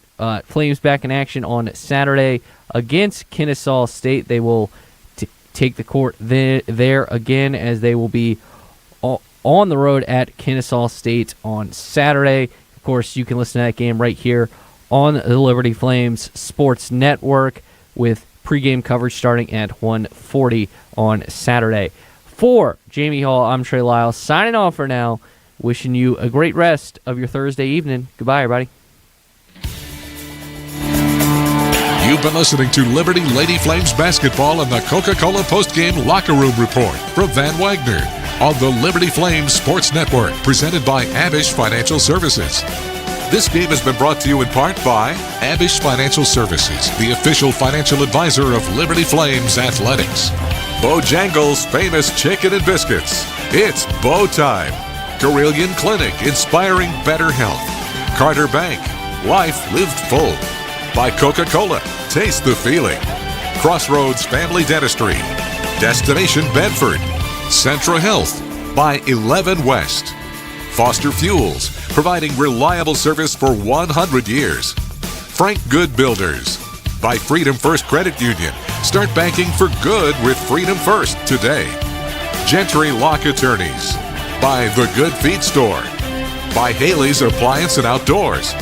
Liberty Lady Flames basketball has also been brought to you by Ironclad Coffee Roasters, craft roasted in Richmond, Virginia. Larry's Tire and Auto Repair, providing preventable maintenance, repair, and service at multiple locations and at larrystireservice.com. By the Liberty Bookstore, the official online store of Liberty Athletics. Lynchburg Nissan. By Peary Family Dentistry. Rogers Heating and Cooling, servicing Greater Lynchburg's HVAC and electrical needs. Segra, offering customized business technology solutions. Learn more at segra.com. By the United States Space Force. And by Thompson Brooks Insurance, planning today for tomorrow. The general manager of Van Wagner Sports and Entertainment is Justin Metzger. Liberty Flames Sports Network director is Alan York. Coordinating producers Nick Pierce, Kyle Sykes, and Victoria Carter. I'm staff announcer Jeff Lawrence, with a special thanks to Liberty University Athletics Director Ian McCaw, Senior Associate Athletics Director Robert Goodman, and Associate Strategic Director for Athletic Communications Paul Carmody. Also, follow Lady Flames basketball on social media at Liberty WBB on Instagram and X, formerly known as Twitter, and Liberty Women's Basketball on Facebook.